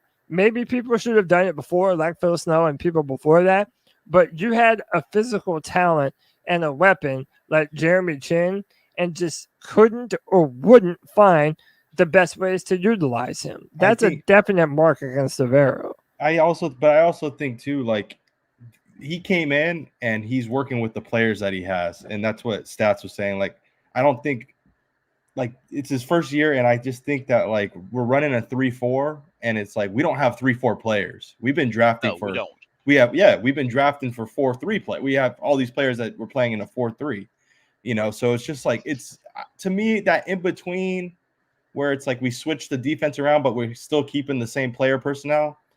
I can't blame that on Evero all the way. Yes, we should have found some spots for Chin to be present and playing, but like at the same time, I don't think Evero has the authority to pick all the players that he was able to get. In my opinion, but at the same time, a quality defensive coordinator will adapt to what he has because, and yeah, you're right. You're right. It was incompetent by the general manager to produce him with the crap that he was given. But at the same time, to me, a competent defensive coordinator will say, okay, I don't have the pieces to fit my 3-4. Just Till like I do, I just can't play my 3-4. So I will adapt my scheme to the players I have. And yes, Tepper wants the 3-4, but if I'm a defensive coordinator, you imagine the press it would happen if Ejiro got in front of the media and says, my owner wants a 3-4. We don't have the personnel to fit that, so I'm going to run the 4-3. And if he don't like it, he can fire my ass. Imagine the reaction that would happen. Yeah, I mean, I get it. So I mean, there's a point when Ejiro Evero, yes, he made it. He tried to make it work. I credit it for that. But there's a point when you have to be a man and stand up for your principles, even if it's to the damn owner. Stand up to the principles. Be open about it. Because I'm going to tell you straight up, if you give me the Vikings defensive coordinator, you put Ron Rivera out there. You give me the Vikings defense. I can't remember his name. Used to be the Dolphins head coach. Flores. Yeah, Brian Flores. Brian Flores is going to flat out tell Tepper, I can't do this. Scott needs to bring me better guys than this. And again, if we're going to go with the 3-4, it's going to take it's going to take some time. Putting the right talent to actually have a 3-4 defense like that. And I know, Pickle, you're not a fan of 3-4. No, I'm more of a 4-3 guy myself too. But again, I don't want to throw out the baby with the bathwater and say, well, the 3-4 can't work because this offense this year didn't work. We have to get more talent on this team before we can judge anything accordingly, man. We don't have the proper personnel on defense. And again, one of the reasons why it's so unfortunate that the offense was that bad is because, well, now you have this overwhelming urge to want to reload on offense, right? You're going to need some more receivers for Bryce. You're going to need better protection for Bryce. And if you favor that while also getting a brand new offensive-minded head coach, and you're short in the defensive staff. In this next round of team building, I feel like just by default, defense kind of has to be left on the back burner. All right, here's what we do. I had a lot of thought about this. Not enough. I probably could think more on it. But what I would think we should do is, if I were Tepper, I would have joint interviews for GM and I would do the solo interviews, but then I would do the joint interviews with both of them after the fact too, if I could. I don't know. I mean, I don't even know. I've never heard of that being a thing, but maybe. I would really like, because you really got to make sure the GM and the head coach are on the same page on this one. The head coach has to be ready to lead some people and take ownership and delegate tasks. And pick his offense and defensive coordinator, etc. Yeah. Then with the trading, I think we would have to. I don't know. I would try if we could. I think maximizing picks, just moving up in the first round. I wouldn't do that, dude. I think we should maximize the amount of picks because we need a lot of stuff. And then you got to get a good GM that's gonna be good in some late round picks on. If you get 70 or 80% success rate on your picks and you had a lot of them, you might be able to streamline this in under 2 years versus like 3 to 5. So let me ask you all this, right? You bring up you don't think it's a good idea to trade back into the first round. Well, like I said earlier, man, y'all follow Diesel Skills on Twitter, follow Panther Pickle. These boys have been doing the C3 Spaces, and they had a topic in yesterday's Spaces that made me want to bring it over here. We're talking about all the different teams that could be looking to trade for the better defensive players that the Panthers have, right? Well, today we have this news. Our very own Derek Brown has been named to the 2024 Pro Bowl, baby. Let's go. He deserved to be there. He was a man amongst boys this year. Derek Brown did a lot of big-time things, but a lot of people started to throw around ideas of, well, would you jump back into the first round if, let's say, the Jets were willing to sacrifice their 10th pick to pair a Derek Brown with a Quinnen Williams, right? And just go nonstop balls to the wall on defense, right? Then some people are saying, well, it looks like the first-round pick for the Los Angeles Rams this year might also be up for sale if they still wanted Brian Burns. So my question is basically what Strats just posed and answered. He doesn't want to move up. Is Cody. there anyone that does think that this is worth doing by trading away someone to get back into the first round? All right, someone else take this, but I have a genius idea after this. Okay, Go ahead, Hold someone on, else. hold on, no. Can I still say something about Avero real quick? Yeah, go ahead. Answer All right, both of them.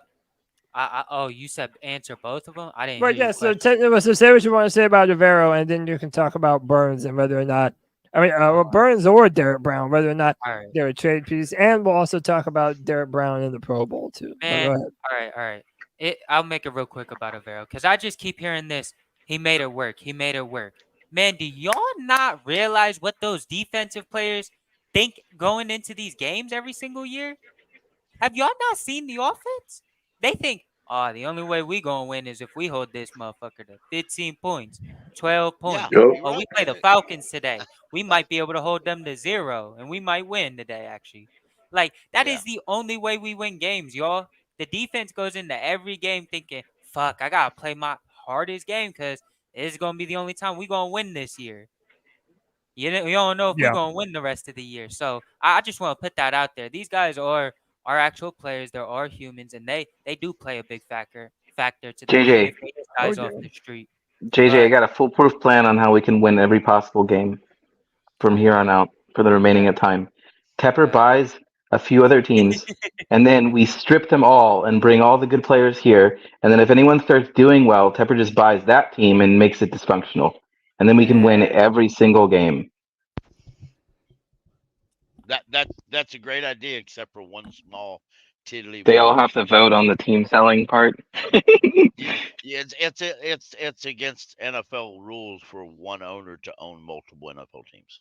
All right, well then we'll start a Pac-12 or whatever they're called, or it's not Pac-12, whatever the type of company set is, then the company will the shareholder owning asset, and it's treated as a citizen, so it's fine. Or his magical twin brother, David Depper, we'll just rise out clone of him it. 31 times. Right. Yeah, dude, I'm down, man. I said let's do it. I We tell you can't what, lose that way. David Tepper gives me his money. I'll go buy a team and strip it down and give. I mean, y'all know what they say about ifs, man. Y'all know what they say about Come on, tell ifs. me that's not the best possible outcome that we could. That would be an absolute guarantee Super Bowl. Oh, bro, you don't have to twist them out. You're right. If you can figure out how to clone them, I'm willing to figure out how to help you make it happen, dude. All right, let me go Google it. Hang on. All right, appreciate you, bro. I believe I'm all right for trading Brian Burns. I've said that multiple times. I'm not going to back down. Right. And if hypothetically, and I'll use this hypothetically, say the Rams said, okay, we'll give you this first pick or whatever for him, and we say, yeah, sure. Then we decided to trade back or whatever. We get that pick. I'm good with that.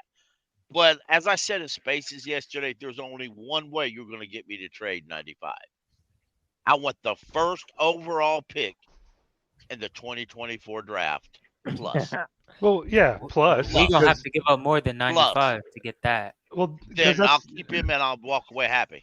Well, first round picks are fancy, but what the fuck are they worth if nobody can make use of the guy we're going to pick? So you kind of, when you're looking at trades, you have to look at, are you able to replace that individual another way? I think with Derek Brown, the answer is no.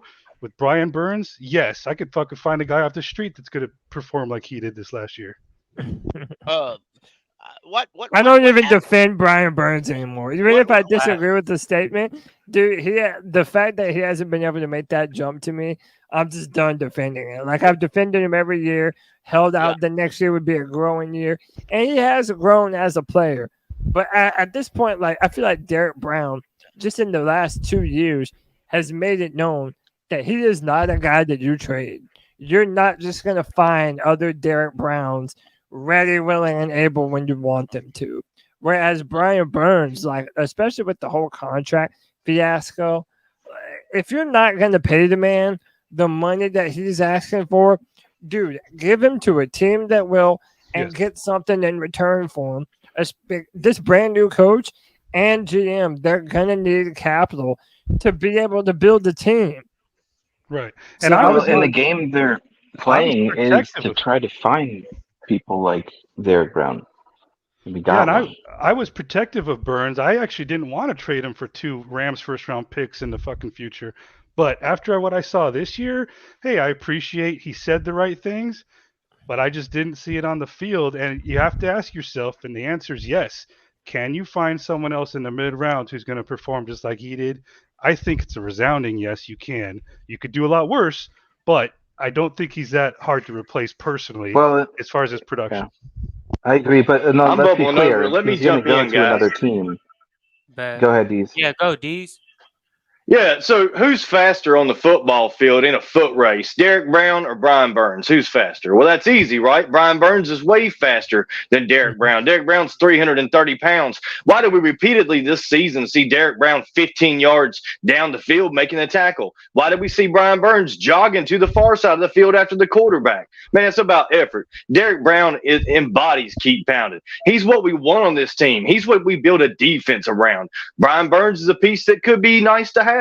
But at what point is it too expensive to hold on to that? Or at what point do we really need an offensive piece to give up that 8 sacks that we had this season? You know what I mean? Like, we need the offense more than we need those 8 sacks on the defensive side of the football, in my opinion.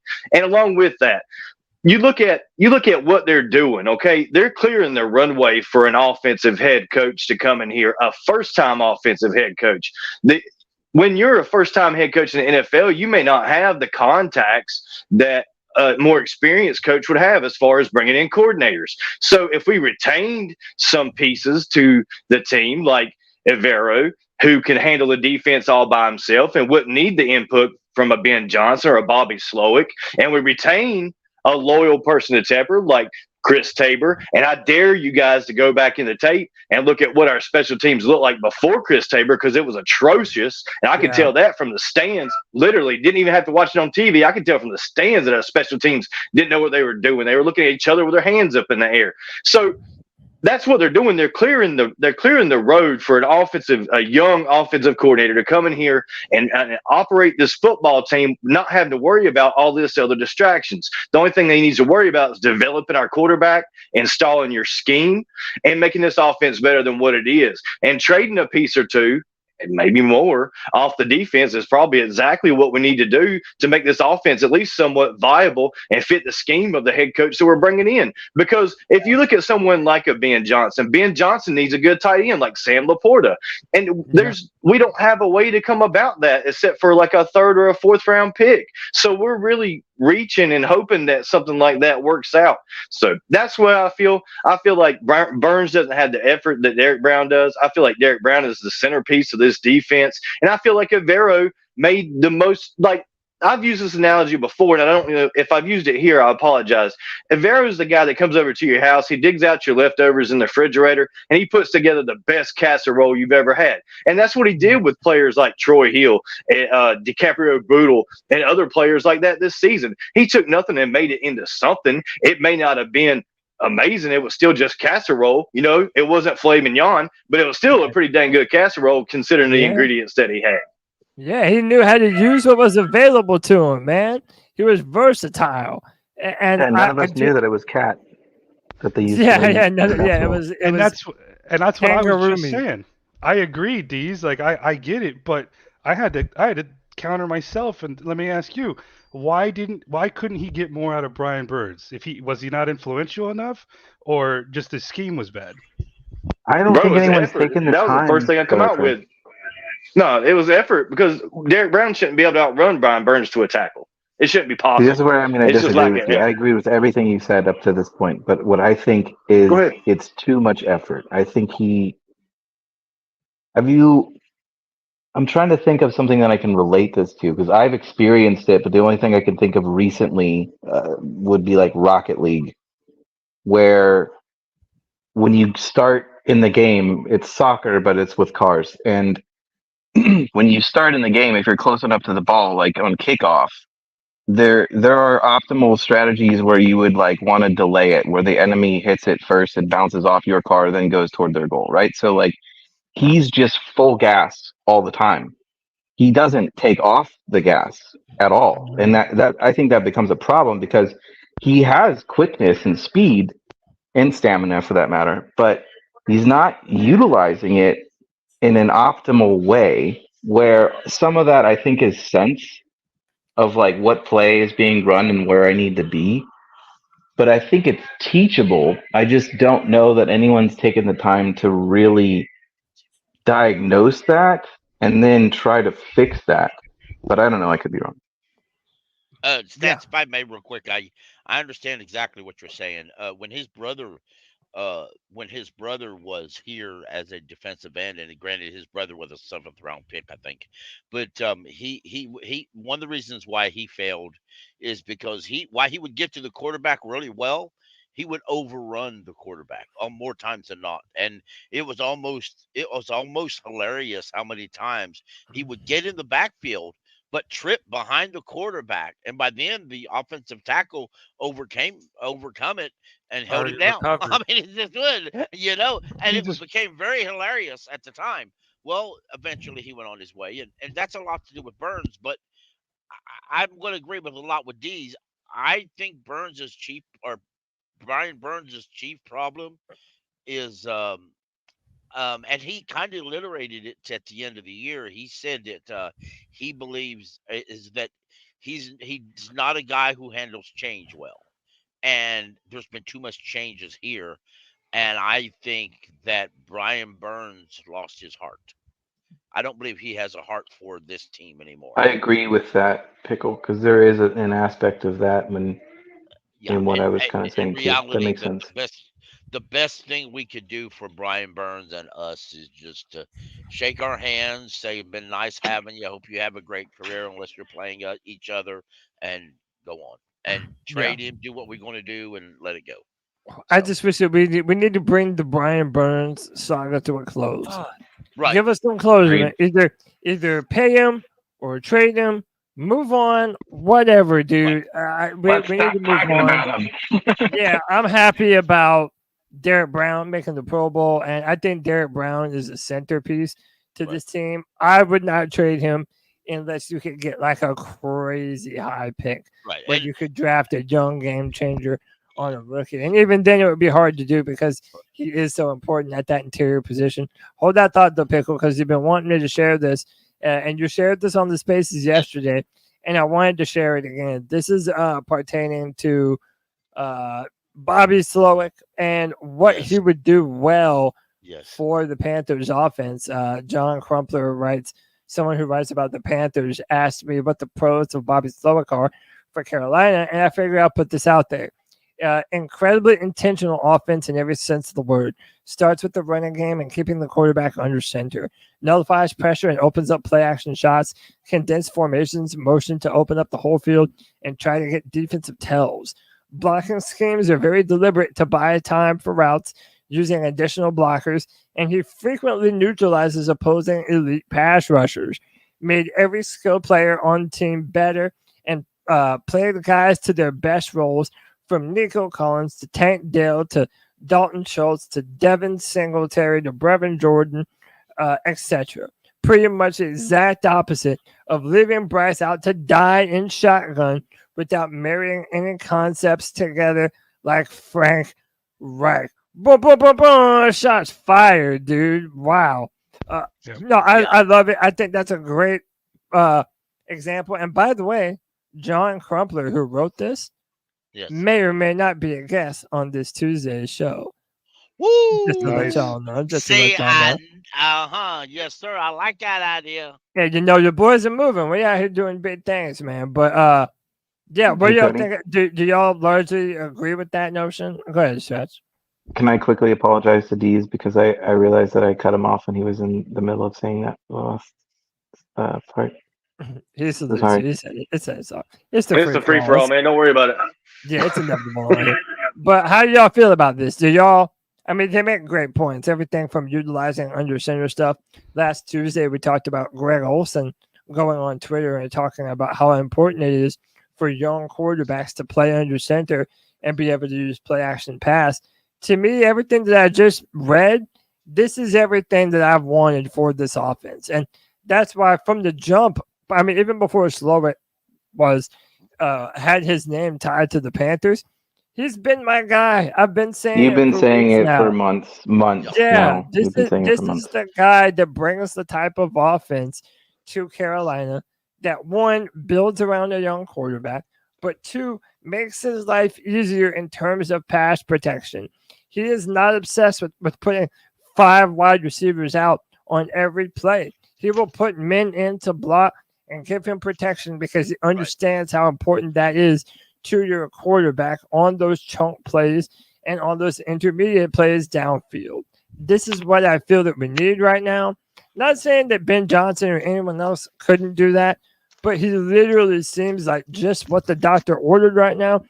Another thing is if you look at the amount of people that he has interviewed with, it's only the Panthers and the Titans, and he has 3 more to come: the Commanders, the Falcons, and the Seahawks. But he's not even like super sought after either. My only point is that it seems very doable for us.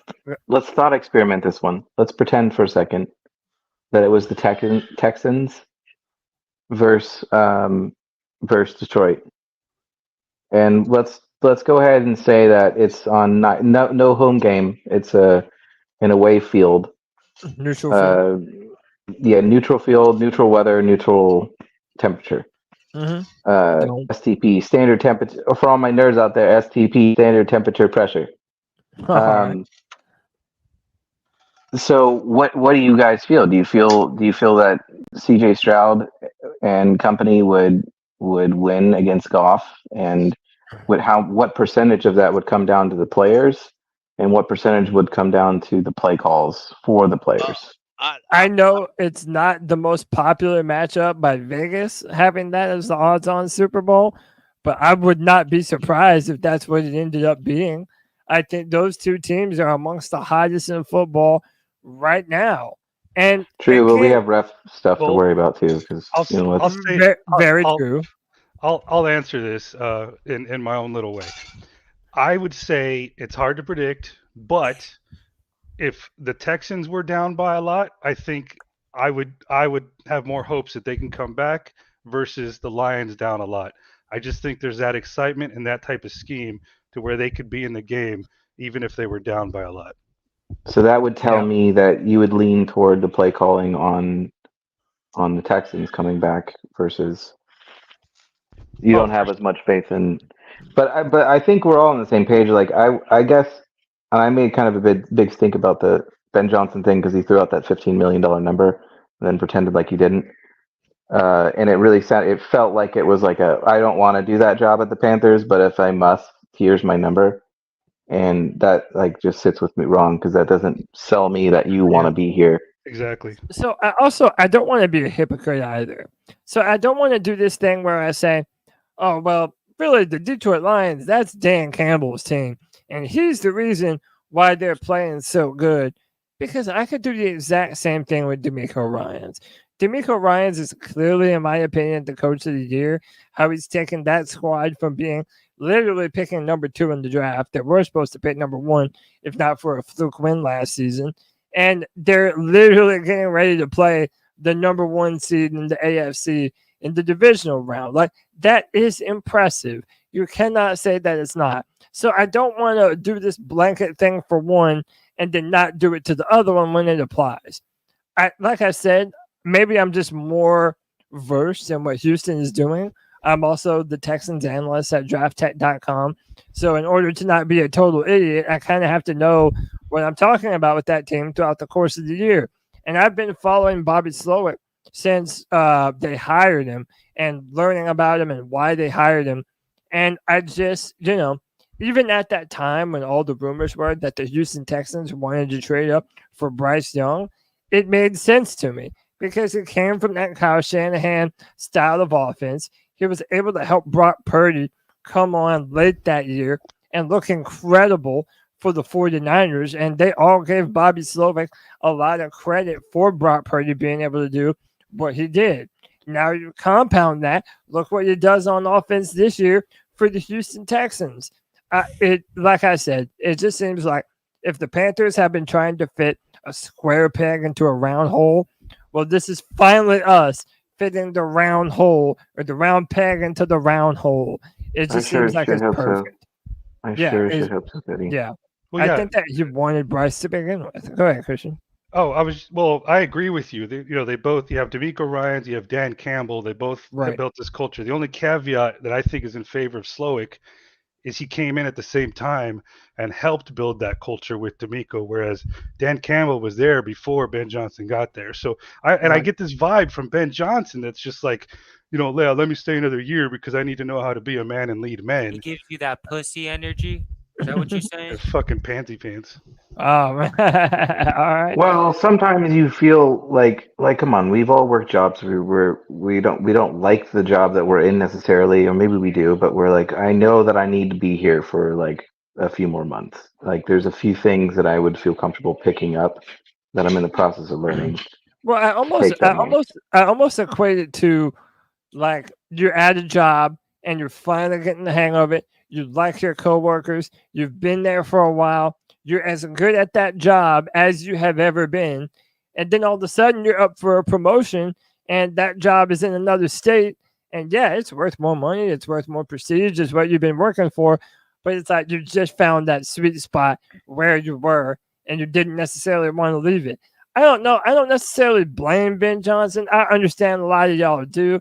I don't necessarily take that personal. I kind of feel like he wanted to be on the Lions no matter who was offering him a head coaching job. That being said, like I understand why someone might even make the comparison to like when David Tepper went to hire Matt Rule, and Matt Rule was using the Panthers and the Giants to bid against one another. And as soon as he knew what the Panthers' offers were, he went back and kind of, hey, Giants, are you willing to match? Like, I understand how it could kind of feel like that, having the cold feet, not being willing to commit to us earlier on. But then again, maybe he was a genius for doing so. Like, maybe he's the one who's been one and done in a year if it comes to this Panthers team last year. I don't know. And I'm not unhappy with Johnson. Does it kind of feel like a dating show to you? Oh, for sure. And dude, no, hold on. And then even more like a dating show. I don't like that couple, but they seem stronger than that couple. But I don't know about. And Strats, even more to make it like a game show. It's like the second round of a game show is if the coaches can get a second hire or a second interview, right? So everyone gets their one interview, and if you pass on to the second round of vetting, then you'll get an in-person interview. And Are we going to find love on the island, guys, or not? Are we going home? I don't know how this works. I don't know, man. We might get voted off this bitch. I'm not going to lie. Not going to lie. One thing I like about Slowick, I don't think Brian Johnson did this, but if I'm wrong, I'm certain somebody will correct me. But Bobby Slowik started out when he come to Mike Shanahan. Yeah, and I said Mike Shanahan. When he came to Mike Shanahan as just a regular bottom line assistant offensive coach, they asked him, Mike asked him if you were planning to be a head coach someday. He said yes. He said then you're gonna work on the defensive side of the ball for a while, because you're going to be a head coach. You need to know both sides. So Mike Shanahan made him be a D-backs coach, and he worked on the defensive side of the game for several years until he was able to switch back to the offensive. Yeah, that I'm so happy you brought that up. I'm so happy you brought that up to add another point to why you would want the guy. To everyone that said, "Hey, why are we going offense and get the guy that can coach defense?" Well, he has experience on that defensive side of the football, man. That's what I'm saying. It's like everything that you want in a Panthers coach wrapped into one. He's young. He's an offensive mind. Has experience on both sides of the football. Is really good at adding extra protection for a young quarterback. Dude, I love it, man. I think it's awesome. Shout out to Chris in the chat room. We got a Texans fan. Says, "Got to show love to C3 from H-Town. Appreciate you, brother, man. Hey, I'm gonna tell you, I'm gonna be real. I'm pulling for the Texans against the Ravens, bro. That's the story I want. It's a win-win. I would love to see either one of them win. To be honest with you, I would be so happy with that outcome. I hear that. My Super Bowl picks, the two teams I want to see in the Super Bowl are the Buffalo Bills and the Detroit Lions. Yeah, that'd be a fun one. Two of the of nearly Snake bitten teams. exactly. If they were snake Well, Eminem would be happy. years and years. Oh boy. He'd be selling know? plates of lasagna or whatever. I think Mom's spaghetti. I think Buffalo and Green Bay is an underrated dark horse matchup right now for the Yeah. Super Bowl. Jordan Love is balling out, man. I think Buffalo will run out of fans or tables. They're running out of tables. I don't know. They probably mass produce them up there just to make sure Bills fans can jump all over. Hey, can we take a second to appreciate how Cam says Brock Purdy? He says it like parody, and I can't tell if he does it on purpose or not, dude. He does that on purpose. You know he does, bro. Brock parody. That's funny. And yeah, he's been going back and forth with the dude from Fox Sports. The dude comparing him to Dak Prescott. It is oh my fun. God, Jason, whatever his stupid last name. Not even worth mentioning it. No one even look him up. He's not important. I don't even remember the guy's name. He's on Colin Cowherd's show. I don't really even know him like that. I got to shout out Cam Newton. Back when this past weekend, after the teams lost, and a lot of Panther fans were making their rounds and beating it up on Twitter all over the place, that yes, game managers and game changers are two different things. That Cam was right. I got to shout out Cam Newton because that man come on Twitter and shouted out fans for backing his ass up. Well, what was the deal with Did that? he say shit about me? I'm just kidding. I don't was know. speaking facts the whole time. Why did So that here's become such a big deal? I think what he stated was fucking like obvious. Like, because Cam is hated. Cam is hated. I think he's the number one most hated NFL player in the past 10 years. And you know what's he's number one. People hate him more now that he's willing to give his opinion because I everybody don't wants understand to tell him that. to shut up. It's like, how are you going to tell a former MVP to shut up? Well, imagine if he didn't say anything. What if he didn't have a podcast channel and he didn't ever say anything? And they just like won with basically being like, you're on your couch. You're a backup quarterback. And it's like, dude, hold up a second. I'm not talking about me. I'm talking about someone else. Why are you talking about me? How? I don't know, dude. The whole thing is fucking crazy. Well, thank God he has the ability to defend himself, because if not, then these media outlet guys, they would just run the narrative completely. And I'm happy that he doesn't get the chance to do that. I kind of got some breaking news, and it's kind of confounding. A lot of people are confused. Aaron Wilson, NFL, just put out that the Panthers completed their second interview with Ben Johnson. Well, then I checked all the quote tweets, and he hasn't put out an amendment. Everyone's like, second? Second? Like, was that just... But how do you unintentionally type second instead of... Like, you wouldn't even put Sheena is saying, this is what Sheena said. Sheena said 1 hour ago, the Panthers have completed their virtual interview with Ben Johnson. Right. Because he's on contract with another team, we cannot have a second interview with him until Monday. That's NFL rules. So then he must have fucked up and even saying it. Yeah, he probably did. Yeah. Now he's just I'll leave it alone, get some clicks. But I want to shout out, and I'm going to say it, and I don't remember her name truly, and if I did, I wouldn't say it because she don't deserve that much respect. To that bitch off ESPN, woman, you need to go back to. Oh yeah, no, she didn't say anything. If you're asking, Pickle, see if you know how to do that better than you do it now. She's ignoring it, Pickle. Wait, what are we talking about? We're talking about the first part. Well, it's the part that I brought up where it was like basically that one woman said something. I mean, the gender doesn't really matter in this case, but this person said, "What are you doing? You're on your couch. You're like, what? You're not even a backup in the year of backups. Why are you here?" I think that's who Pickle's talking about. And no, she did not respond. She ignored it, and then just like tried to double down on it. And she has some followers, so like it's enough to make her feel good to like not have to worry about it, and she's probably just hoping the shit goes under the rug. That's what happened. Do y'all remember who it was? Yeah, I can tell you her name if you want. Yeah, what's her name? I want to know. Oh, Kimberly Martin? Yeah, her. Yeah, dude, everyone But hates you know that what? kid. You know what, Stats? You know what, man? She apparently knows me because she blocked my ass.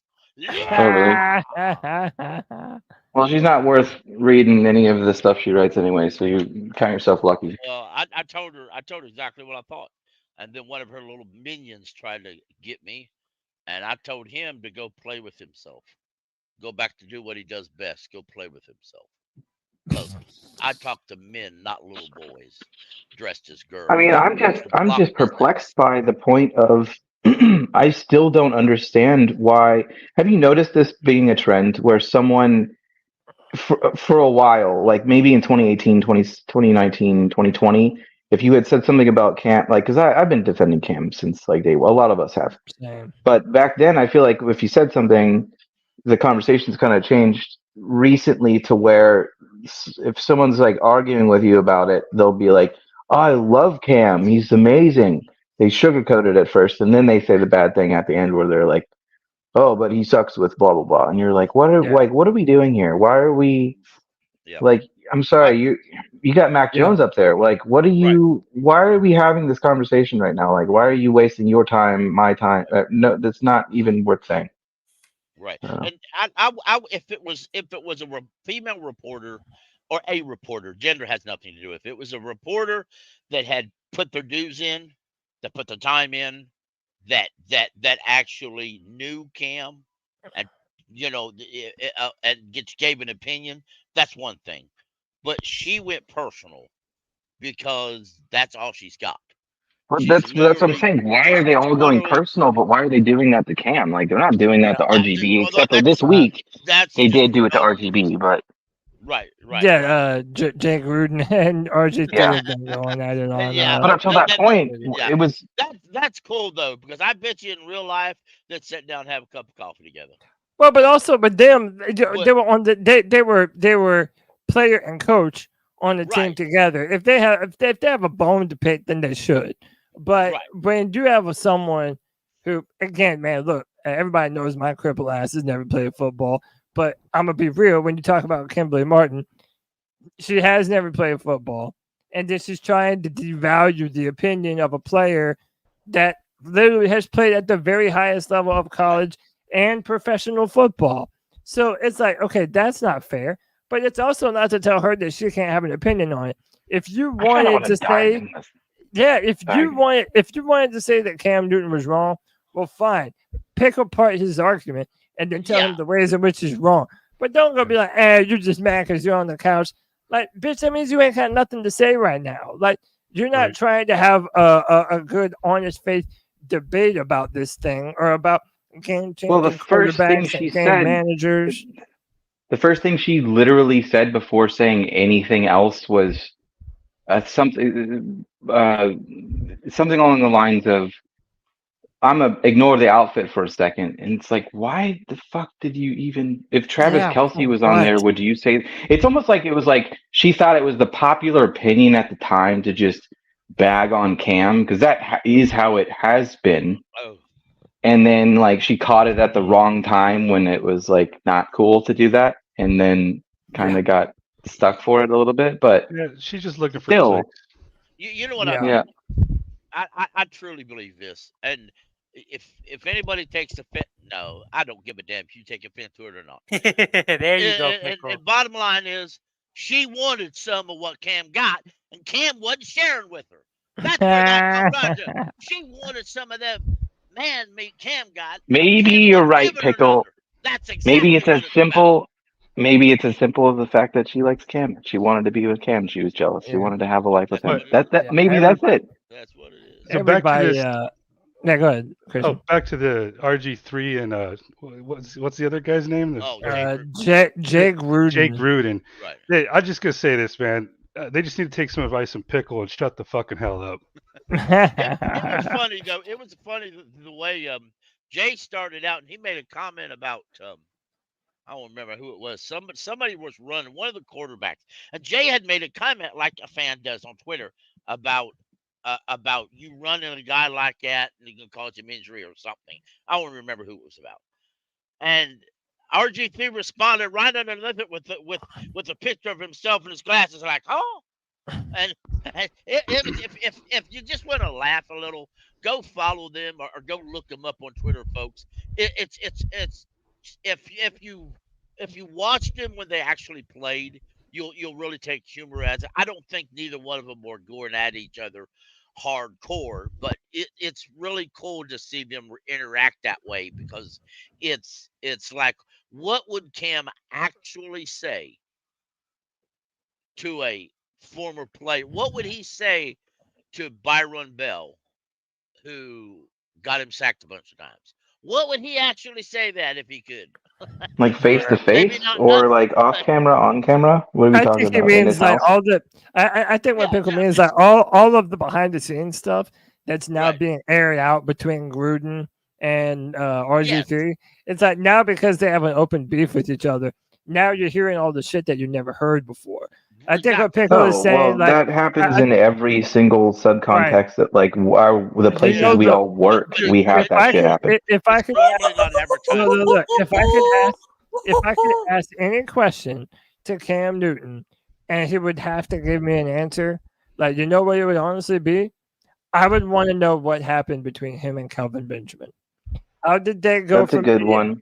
How did they go from being best friends, Benji and Ace Boogie? How did they go from this to KB literally just throwing Cam Newton under the bus on his way out the door? I'll tell you what happened. Too many fucking cheeseburgers.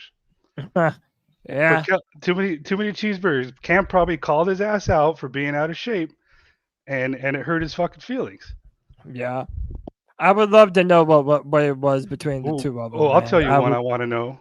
Yeah. Down the road, I want to know just what actually happened when it came to the Frank Reich and the QB coach, and like what happened behind the scenes with Bryce Young.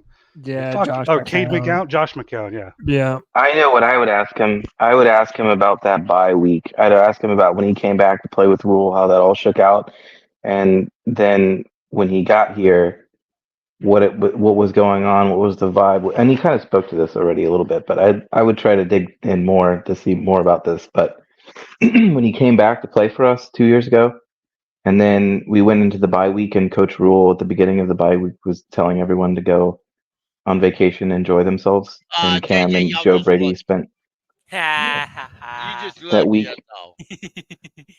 And then Matt Rule comes back and he fires Joe Brady, and Cam's like, "What the fuck? Why did if you're gonna do that, why didn't you tell? Are you shitting me? We spent." You know who Caleb Downs is? The safety from Alabama.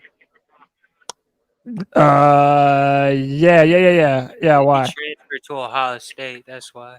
Okay. That's a show. Bullshit about. But stats. I do like though how Cam explained that here a while back. The little bit he alliterated to that. I really do like how Cam does that on his podcast.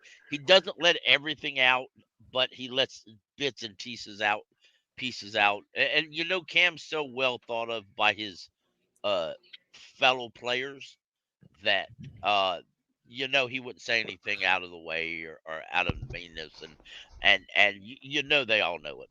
Yeah. So, agreed. Yeah. I wanted to ask y'all this, man, because when we were speculating that maybe Bill Belichick would be the next Panthers head coach, a lot of fans felt a certain type of way about it.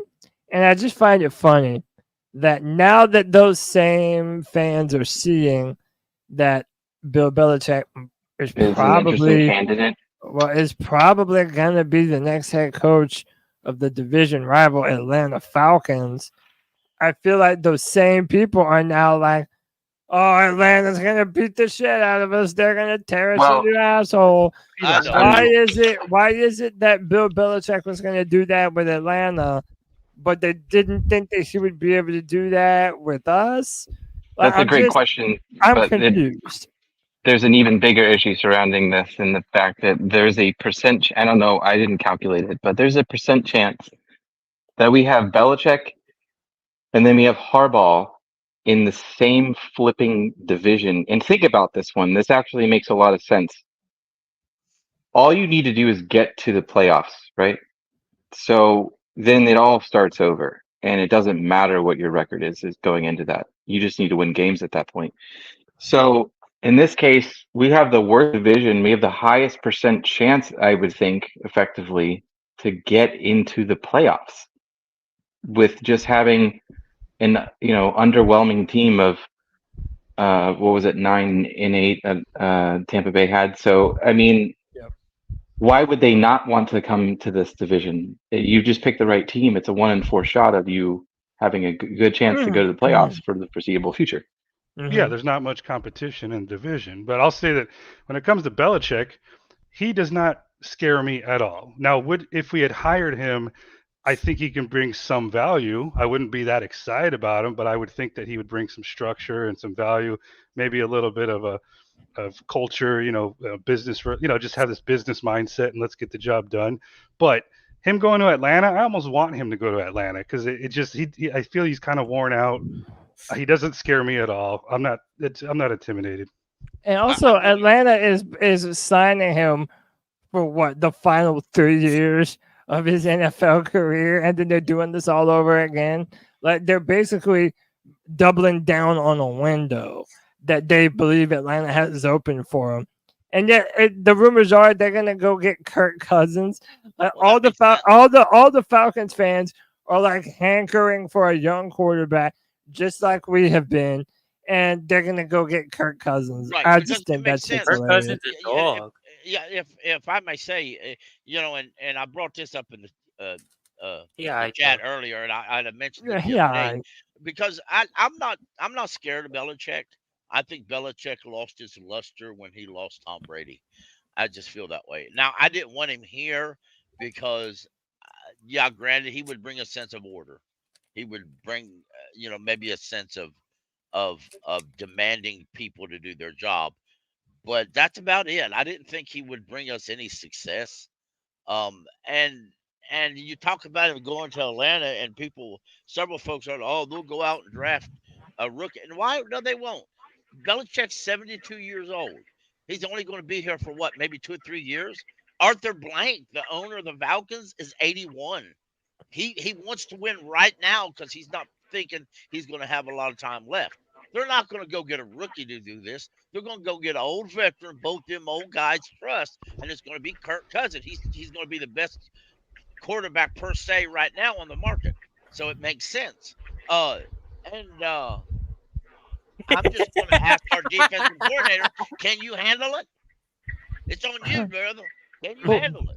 I'm just thinking of all the Kirko changes and Icebox memes, bro, when Kirk Cousins is in Atlanta of all. Listen, Kirk Cousins, here's the thing about Kirk Cousins. He will only get you so far. And I'm surprised by the teams now and I say this in the same, Stafford was in the same, I never looked at Stafford the same way, but Kirk Jared does Goff not and have Jimmy it, man. G were Jared Goff and Jimmy G started in the Super Bowl in the past 5 years. Fucking Garoppolo gets carried by Brady through a Super Bowl, and then is instilled with enough confidence. Grandpa, there you go, and Jimmy G is going to be Kirk Cousins' backup. I got you. But dude, I'll say this though, man. Look, I'm not trying to shit on Kirk Cousins. You could do a whole lot worse than Kirk Cousins. I'm not trying to shit on him. Yeah, I'm not saying you are. I'm saying to me that doesn't he's not the type of guy, in my opinion, that gets you over. Cody, do you want him here? Do you want Kirk Cousins? No, I don't. I don't want Kirk Cousins here. That's all I'm saying. Yeah, they tried to get him to come here once, and he said, "Fuck you." So Kirk Cousins, fuck you too. I don't want him in this. I don't want him in our division for one reason alone, in that he's not going to win when it matters toward the end of the season, or if they go to playoffs or whatever for whatever team he plays for. But he's going to be enough of a pain in the ass that we're going to lose enough divisional games. It'll be just enough of a pain in the ass. So he does not come here. With all due respect, Strats, I want Kirk Cousins to go to Atlanta. Because if they Yeah, don't man, sign, you gonna if regret they don't saying get that. him, no, I'm not. I'm going to tell you why. If they don't sign him, they're going to go draft a young quarterback, and I don't want them to draft a young quarterback. I think they have a better. I want him to keep the old No, man. that's a good point. Who That's a good stands in point. the pocket all by himself, and has to rely on the Pickle, I'd rather roll Stretch, those dice. Stretch. I'd What would rather you roll rather those them dice. do? But Stretch, what would you rather them do? Get Kirk Cousins, or go and get like a potentially a Jaden Daniels or a Drake May, and have them fuck around and Cody, find this their depends. franchise quarterback? That's It going just to happen depends anytime on they this. draft a quarterback. It depends whether it's on. now or in the future. Well, hang on. It widely depends on whether or not do I want to see. Are we talking about seeing their? If I was wanting their teams to succeed, or are we talking about From the the best Panthers' case for the Panthers? We're I mean, always really, gonna talk about the Panthers' point of the view. best case for both. Hey man, real quick, let me welcome that boy to the show, my man Cole. I don't know if you can put. All right, yeah, I know you can't put the volume on yet. Do the reverse cam whenever you got something to show, and I'll put it up there, bro. My man's watching the tractor pulling tonight. He's out there having the time of his life, man. Yeah. My man's having some. What the hell am I watching?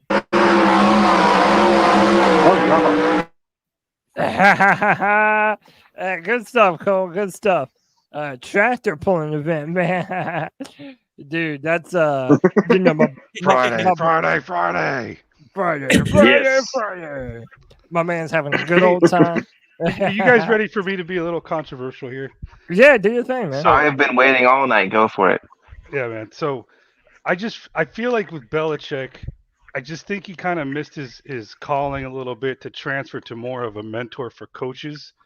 I think he's washed up when it comes to being a coach for the players, and I don't think he's just not good at coaching other coaches. And here's the controversial part: I kind of see the same thing with Harbaugh. I see him being more of a mentor for coaches than I see him being able to fully connect with the players for a long period of time.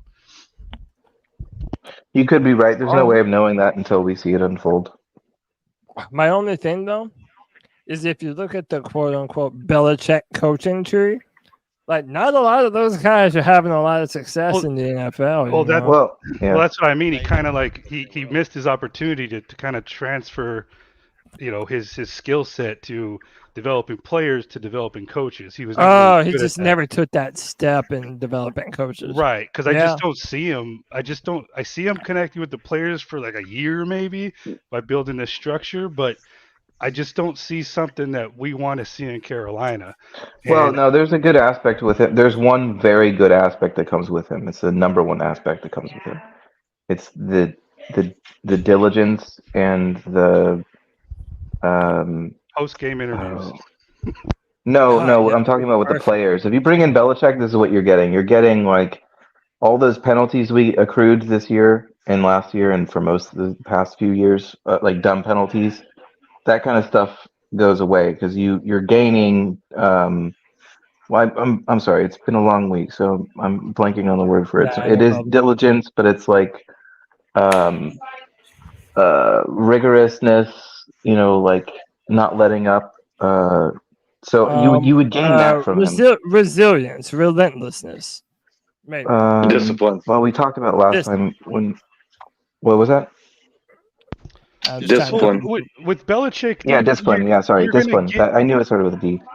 I'm not going to try. I'm not going to fool myself. If anyone thinks we're going to get more from Belichick than what we've seen, we're kidding ourselves.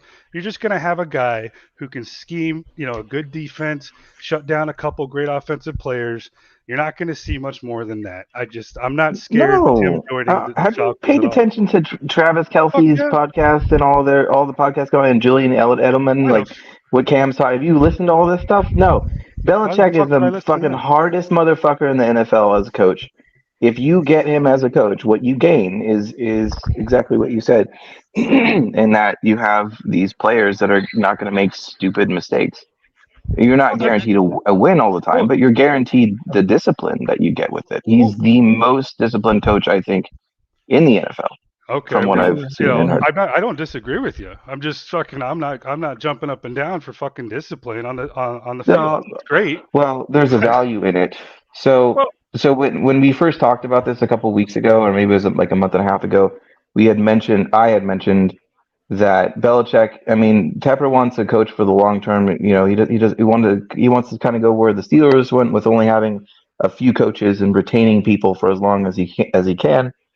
And Belichick's not going to be that option for you. But what he does do is he fixes some potholes that you have and makes things a little bit more manageable over a year or two, to where you then find your Ben Johnson or whoever it is that at that point has had even 2 more years worth of experience, probably as a head coach, and you've seen who's performed and who has not. Well, but I kind of go ahead. I'll let you rebuttal, Christian, and then I was just going to say I mean, discipline should be like one of the main key factors of your job description. So if that's your highlight, I'm sorry, man. I'm just not impressed. I like it, but I'm not impressed.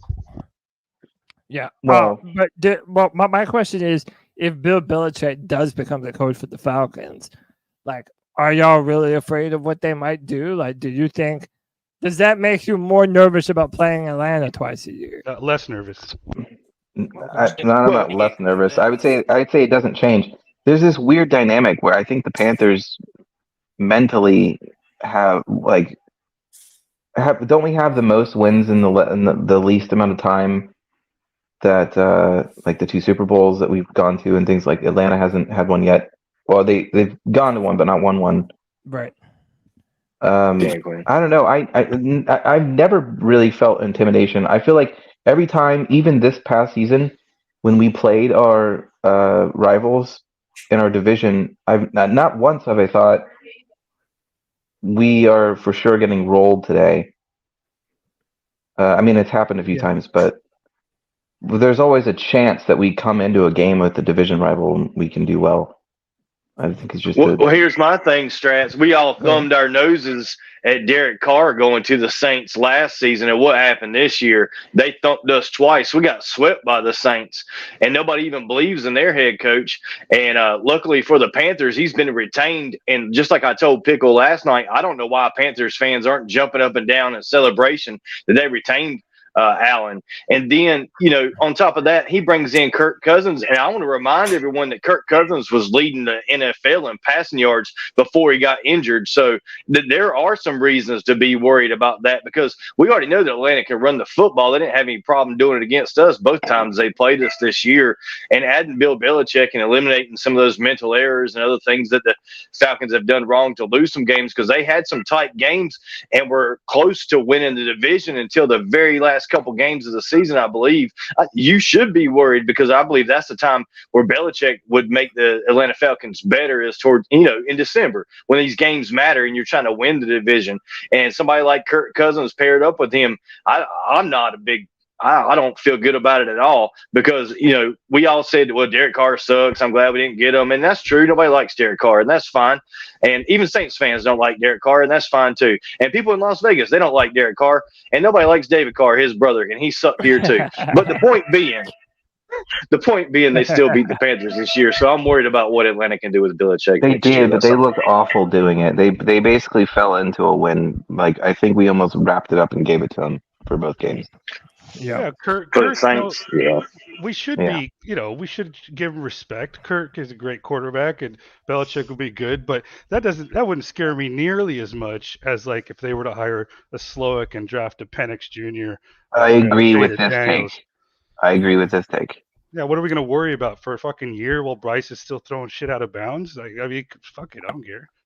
Well, but we can't say that Belichick's not going to make any. If Belichick came to this division and wasn't with the Panthers, whatever team he landed with, like, he's going to at least be the same that they were the last year, if not a few games more than that.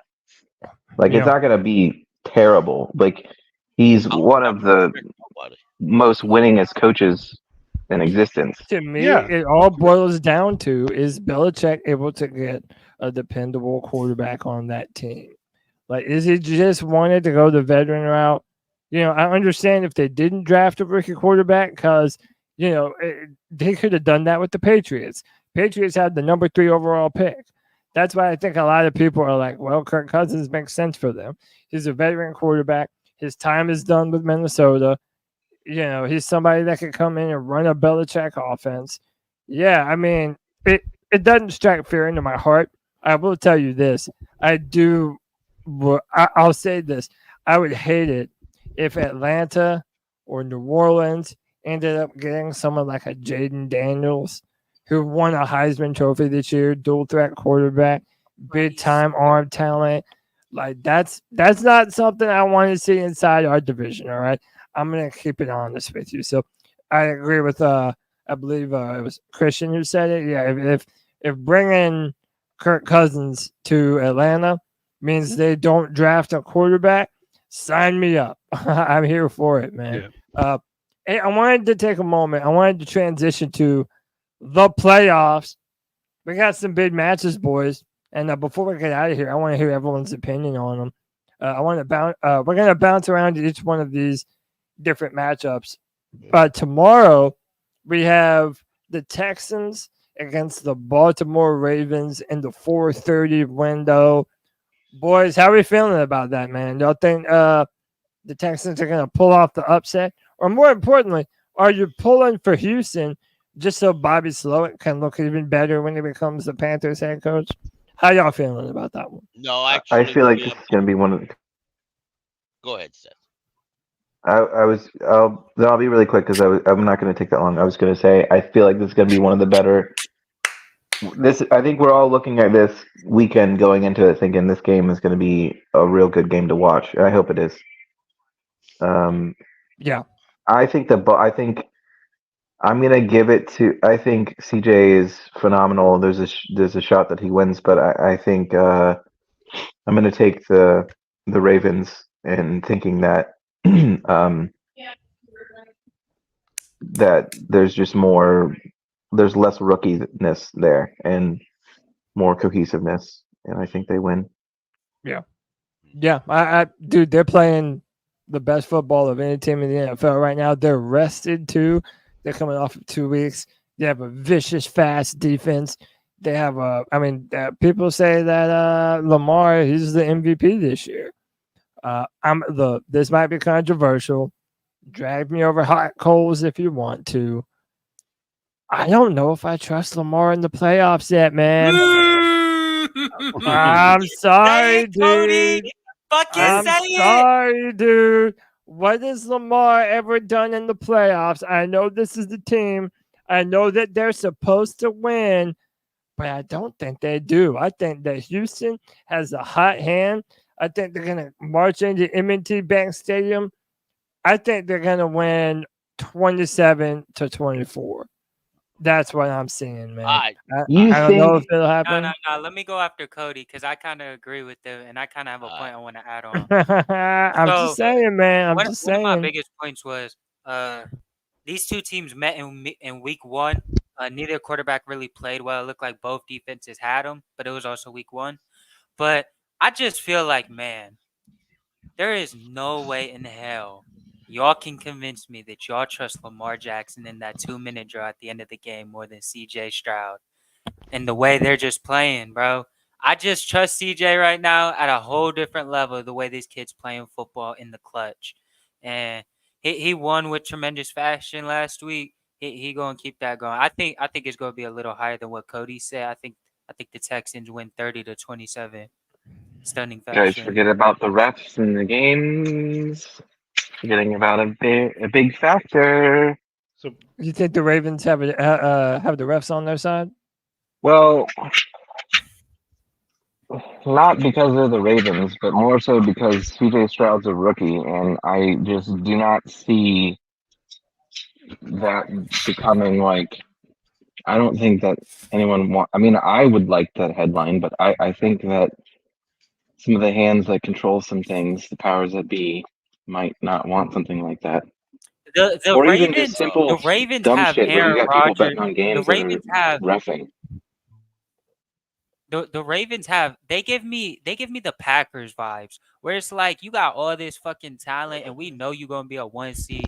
We know you can win a few playoff games, but at the end of the day, I just don't feel like you really gonna get over that hump. When the Packers had Aaron Rodgers looking really good. I'm just saying, people get so mad at me when I say that Lamar, he's a regular season quarterback.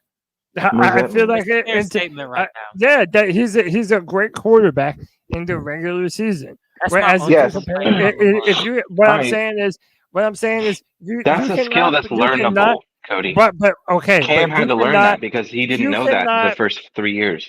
But Shots, what I'm saying is, I have a problem with people saying that Lamar Jackson is on the same level of, for example, a Joe Burrow or Lamar a Josh Jackson Allen. and CJ Stroud have When the those same amount guys of have playoff made wins. far playoff pushes and have had their teams either in the Super Bowl or in the championship game with the possibility to go and play for a Super Bowl. Right now, the only win that Lamar Jackson has in the playoffs is versus the Tennessee Titans and Ryan Tannehill. I'm not saying that the dude's trash. I'm saying until he proves it otherwise, he's a regular season quarterback. How many Both playoff of the games has quarterbacks in the Lamar game- had though in total? Do you know that Well, one? he's been hurt a lot. He hasn't even been He's available 1 for a and lot 3. of them. He's 1-3 in the playoffs. Bro. Yo, both of these quarterbacks have the same amount of playoff wins. Yet Lamar has been in the league. This is his 6th year. He has 2 MVPs. It took Cam a while too. What did we forget everything we learned this year? Did all of us forget that in the past 5 minutes? No, Yeah, we but were. Do you remember how many fucking complicated things go into this? The Ravens have. I feel like the Texans have just as good of a shot because they got good. I think they do. Well, and they're playing So- good. I'm tired of waiting. They're playing good defense right now too. Pickle. Get your hit in, Pickle. Pickle said, "Shut the All fuck right. They are playing very good Yeah. defense, Cody. Yeah, get out my way. Yeah, they're both playing very good defense, both of them. Shut the hell up. Ah, damn it. That's better. Now, yeah, you said that the Ravens are rested. Are they rested or are they rusty? That's a big question. Woo, we're gonna find Because out. That's a good point. That is a good point. Rusty is what they've been. And to be blunt, whether we like it or not, proof's in the pudding. So far, Lamar hasn't looked great in the playoffs. But I've always doubted Lamar, period, except for this year when he proved me wrong. But I told him to prove me wrong, and he did. So if he keeps on proving me wrong, then he'll win. Damn, Pickle, you a Lamar which is doubter? No, I was. Now, which is a good thing in a way, because if Bobby Slowik's our guy, he's a lot closer to actually coming here and getting started. But, if he wins, then you have to ask, how long is Tepper going to wait? That's the question. How long is he going to wait? And how many other teams are going to start wanting him more? But exactly. So yeah. I think another thing I do need to consider, even though I did pick the Texans, Mike McDonald, the Ravens defensive coordinator, bottled up the 49ers on Christmas. So, and he bottled up Shanahan's whole script. So Here's the thing. Let's not forget this. You have, sorry, JJ, I didn't mean to, I thought you were done. But did you want to add more? You're good. The Texans under CJ, this is his first year. He's a rookie. So this is really his second. I mean, do you count the wild cards as playoff games? Yeah. Yeah. Either wild cards, they're playoffs. By definition. Playoff game. But they don't weigh as much. You and I both know, though. Wait. The wild card is one type of game. Divisional game is. Oh my God! No. Playoffs and playoffs. It was bad enough with the whole three saying, playoff listen, seasons in a row. What are we? All I'm saying is that there's. Well, let me, JJ, hold on. Let me just finish my point. All I'm saying is that there's levels to this, and that playoff games, we all can agree, I would think, that they are different. They come. There's more tenacity. There's more focus. There's more drive. There's more momentum at times, depending. I mean, for the winning team at least. So these are like this. It's new territory to play through the whole year and then get to the playoffs. It's a completely different type of game typically, and everyone's bringing. You're already playing NFL football, but this is at like a different level of that. So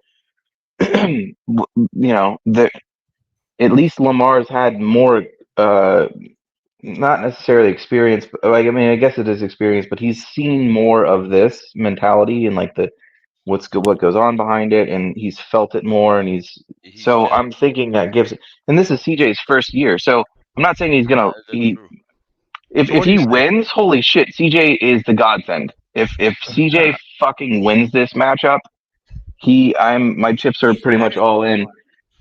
But yeah, I mean, I understand that the Browns' defense, they weren't playing well on the road. I picked the Browns when I thought the defense was going to be too much for that team. But dude, after seeing what that offense was able to do and how cool and calm and collected CJ Stroud is in those big moment games, we saw it against Georgia in the playoffs. Ohio State didn't lose because of CJ Stroud. That's for damn sure. So I don't know, man. Like Strats, you're saying you want to see it one more time before you push all the chips in on Houston, brother. I'm all in, dude. That's my story. That's what my heart is pulling for. I'm not necessarily saying that they will win the whole thing. I'm saying I want them to win the whole thing. How about that? Oh, right. I'm right there with you on that point. Of CJ's whole career, though, like every time he loses, it's really haven't even been because of him. Yeah, like his whole career at Ohio State, when we lost, bro, every time I felt like, damn, bro, if CJ was the last reason we fucking lost this game for real. And it's and that's the one reason why I'm scared. He plays big in big moments. He's a big time player in big time moments, man. I'll put it this way: I would much more rather watch that. Like, I'm more interested in this Texans game than the Kansas City game. Like, I don't fucking care about it. Like, I don't want Kansas City to win, frankly. How about that? I'll put it to you this way: I'm more interested in the AFC than the NFC. Oh, that's I really want to see the Bills and the Chiefs, and especially now that Patrick Mahomes and them are going to Buffalo. Yep. I want to see if the Buffalo Bills are able to clinch this out, man. That's like been the monkey on his back. That might be is that they're able. Yeah, dude, they're able to beat the Chiefs in the regular season, but in the postseason, the Chiefs have gotten the better of them. And this is not the normal. This is not the normal Chiefs team that we're used to seeing. But hold on, before we get to that matchup, Christian, what do you think about Texans and the Ravens? Well, I'm with Pickle. I don't know if they're going to be rested or rusty. I think the Ravens are just a very, very solid team. I don't put too much stock in Lamar's record in the playoffs, but as I remember last week, I thought Stroud was going to struggle big time versus the Browns, and he shocked me. So it's very hard for me to pick against the Texans right now. However, I just see I'm 50-50, so I'm going to lean on the logo conspiracy and say the Ravens sneak it out. Oh, yeah. Have y'all heard about this? And dude, honestly, I didn't even know about the logo conspiracy until I think it was brought up on Pat McAfee by Aaron Rodgers. Every year, so y'all see the Super Bowl logo, how it has the purple and the red? Every year, the Super Bowl logo has had the colors of the teams that would go on to play in the Super Bowl. So right, so this is San Fran in Baltimore. Well, okay, right? Is that red San Fran red or is that Tampa Bay red? It's not Tampa Bay red. Stop joking around, Cody. It's hard to say. I'm just saying, man. Knock it off. That's not happening. Red, man. Don't speak that shit into existence, man. Bust out your tinfoil caps. Cody, you about to hear the word. You about to hear the shut. Oh, Lord. Y'all turning on me. I'm just speaking the facts. Buccaneers have red in their color, boys. Don't shoot the messenger. I understand that, but let's pretend they don't exist because no one here wants them winning. No, dude. If there's anyone I do not want to see in the Super Bowl, it's the fucking Buccaneers. That's a promise. So let's not even mention them and pretend they don't exist. I guarantee you they won't beat the Lions. I guarantee you. They're gonna beat the Lions. Pickle, I'm with you. No, I'm with Pickle on this one. I'm with Pickle. I guarantee. But here's the magic: is that the Lions get let down at the last minute in the next game after that, or the game after. Hold on. Who on the Lions? Hold on. Raise your hand if you could tell me a fucking player on the Lions that can guard Mike Evans. No, I'll wait. They're not gonna have to. They're gonna have some reps out on that field that have bet against Tampa Bay. Yeah. Well, hold on. We'll get to it. Let's finish picking this, JJ. I'm assuming you have Texans over Oh Ravens, yeah, or yeah, what? yeah, What you yeah. I going? said that earlier. I said All they right, was hell going yeah. they was going to win 30-27, and it's going to be a game-winning drive by C.J. Stroud. All right, Pickle, you said Ravens. Yeah. Pickle's going Ravens. Stats, you're going Ravens, right? Yeah, give me the Ravens on that one. All right. I got Raven. D's, you still there? I don't see your camera. I don't know if you're by your Yeah, Illinois Jones knows what's up for real. Stroud leads Texans to a bro. championship That's as a what I got rookie. on my bracket. He would be the first one to ever do it, man. Man, He'd dude, be the what truth. That would God. solidify him as the truth. The That's who's number the 2 truth. pick. The Yeah, number it would. He 2 would. He's the the number truth. 2 pick goes out and literally has the best rookie Well, season ever, do dude. you know what the most the satisfying part of all this is? Oh, by the way, the Texans. Think about the Texans Pepper. Wait, you mean Think there's about- something there's just something pretend- satisfying about this? Do tell. Well, yes. So Well, far, it's listen, been pretty if- miserable. If CJ makes it all the way through and did in fact, like, think about Pepper sitting in a room. Is he going to watch the Super Bowl? Of course he's going to watch the Super Bowl. Is he going to watch the divisional games? Of course he's going to watch it. He's going to watch all the NFL games. He's gonna So doesn't throw this up. pull and tug at him a little bit to be like, maybe next time, don't fucking say anything. Listen to the people that are smarter in the room and don't say a word, Tepper. Yeah, well. Hey, I got a hey! question. Now I got a you're. question. Hold How on, many hold on, I wanna- how many TVs during this time of year does David Tepper go through? Fucking every room in his house has a TV. He's got one in the shower, bro. Dude, He has a sauna shower combo Yeah. with But a he fucking probably TV just in he there. probably he's he gonna bust probably you. he He got a probably TV on his leases fridge. He got a TV. he'll On his probably alarm lease clock. like 50 of them and just put them up all around his house. That way he can go around just smashing them whichever one he's watching. Okay, so let me ask you guys something, because you guys And he's got a touch drink next to every TV so he can throw it. you guys are you touch my funny bone when everyone wants to blame Tepper, and I ain't his staunch defender, but everyone seems to forget everyone was on Bryce's jock. Everyone except me. Dude, come on. We can't say, well, he made him, he's going to regret not taking Stroud. Come on, guys. It's not like everyone was saying Stroud, and then he said, no, That's not what we're saying. We're talking about, listen, we're talking about this. If you played the lottery hold on. Hey, and you Sean, had 4 out of 5 numbers and you missed the last one by you were 1 number off, you wouldn't rip your hair out for like the following like few months after that. You would always tell that story at a party. I swear to God, you would always tell that story. Hey, Cody, by the way, the Texans have never made it to the AFC Championship, so this playoff run already ties a franchise record.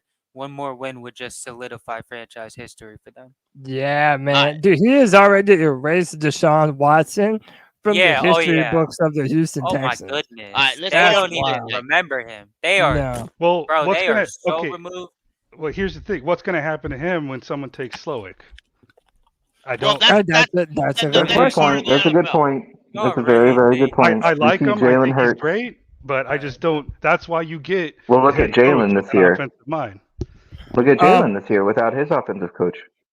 All right, so yeah, but Jalen was a fraud already. He was already last year. Don't even in say his that. MVP, Come on. Even in his MVP year, he was. Listen, I don't like Philadelphia. He was already a bottom 5 quarterback against zone defense. He couldn't fucking. I don't read like the Philadelphia defense either, right. but we can't be looking at Jalen and saying he's a bust. He was already not a top think 5 he already quarterback did. and the guy people thought. He just never should have been an MVP caliber guy. And people just had him at that mindset, and he never should have been there for people. That's why I gave him the fraud. Cody, label. I think Buffalo's going to win that game predominantly because they're at home, and Kansas City's look. They've just looked too They bad. looked better last week. Well, yeah, but they were at home, and it was like 15 below 0. They don't look good, guys. So- they don't look good at all. So hold on. Today. They're not. Go ahead. So look, tomorrow is the Texans and the Ravens, and then the afternoon game, I believe, is the Tampa Bay Buccaneers and the Detroit Lions. Yeah. Where are they playing? At the they're in Lions? Detroit. They're in Detroit. Okay. See, and can someone explain why Tampa Bay? Why I don't understand why they played at Tampa Bay because they played the Eagles because But the Eagles had a better record. Tampa Bay won the NFC South. So if you win your See, we need division, to change this shit too. if you win your division, you get a home playoff game. The Eagles wait, had a better these record than stats. Tampa Bay, You but didn't know the Cowboys, they won their division. So even though Philly had a better record than Tampa, but I'm not. Look, I have a controversial pick, but we'll get to it. I'm gonna go ahead on this. I think this is pretty simple. I do not trust Baker and the boys to get it done. I hear what JJ is saying. They don't have the weapons to necessarily be able to defend Mike Evans. Well, no, I mean, I agree that they don't have a lot for Mike Evans, but I don't necessarily think that's enough to guarantee them a victory. I think the Lions defense is playing better right now. But yeah, I'm picking Detroit. I think they're gonna slap the shit out of the Tampa Bay Buccaneers. They've got that Eminem power sitting in the stands there. That's what it is. The Taylor Swift versus the Eminem fan power. Oh, dude, I know they're not playing each other, but isn't that perfect though? Eminem was always going at the little teeny bopper pop stars in his career, and if they could fucking be the ones to shut down that heard the last, bro, I love that shit. All right, Strat, who you picking? Tampa and Detroit. I'll take Detroit. Yeah, I think Baker. Like I said, I mean, I said this last year, and if I'm wrong, I tell me at least when I have been wrong. Have I not at least admitted I've been wrong? That I have been wrong. Yeah. I think I genuinely think Baker chokes typically when it counts the most. So I haven't changed opinions on that. I agree. I also think Patty in the chat said it wasn't the Lions tomorrow. It was the Packers and Niners. Tomorrow's Green Bay. So they have both of the 1 seeds on Saturday. All right. I thought that they would put 1 seed on Saturday and then They the got other the Chiefs. one. I know they got the Chiefs Bills game as Sunday Night Football. That's what they got that as. Yeah. You're right. All right, but still, we picked it anyway. All right. All right, what's next? Yeah. Let's do Buffalo. Wait, are we still KC. doing the Chiefs? Oh yeah. Yeah, but did everyone? Christian. Well, yeah, Christian. What's your thoughts on Lions Bucks? Oh man. I think, dude, that's so tough. I hate to draw it out, but like, are you getting the Bucks who beat the Panthers by 9-0, or are you getting them when they beat the Eagles last week, dude? Like, that's. I think this. If the Bucks play the perfect game, they beat the Lions. But I just think it's very hard to pick the Lions against the Bucks at home. Yeah. Sure, but let's remember those Eagles beat themselves last week too. So. Hey man, listen. Let's not forget that. Yeah, but they still look good. My man is just in the nick of time. I didn't think so. To join the show, my man Kyle from Charlotte Sports One. Kyle in the building. What's up, dude? Kyle, stand up. Hold on, let me pop your webcam up there. All right, go ahead. Yeah, man. How you doing, brother? Another wonderful Friday. We made it another week. Yeah, man. Yeah, that's right. Yes, that's You right. made it. You made it just in time for our predictions. Real quick, let's do a rapid fire. Let me run through some of your predictions that we just made with the boys. Who you got in the Houston Texans versus Baltimore Ravens? I'd love to take the Texans, but it's Baltimore. All right. I don't blame you. Next up, who did you pick? Who you picking for Tampa Bay and Detroit? Oh, fuck Tampa Bay. Yeah. All right, boys. Now let's What you got, JJ? Yeah, I actually will stick with the Bucks. Yeah, we'll just. All right, bet. I'll stick with the Bucks.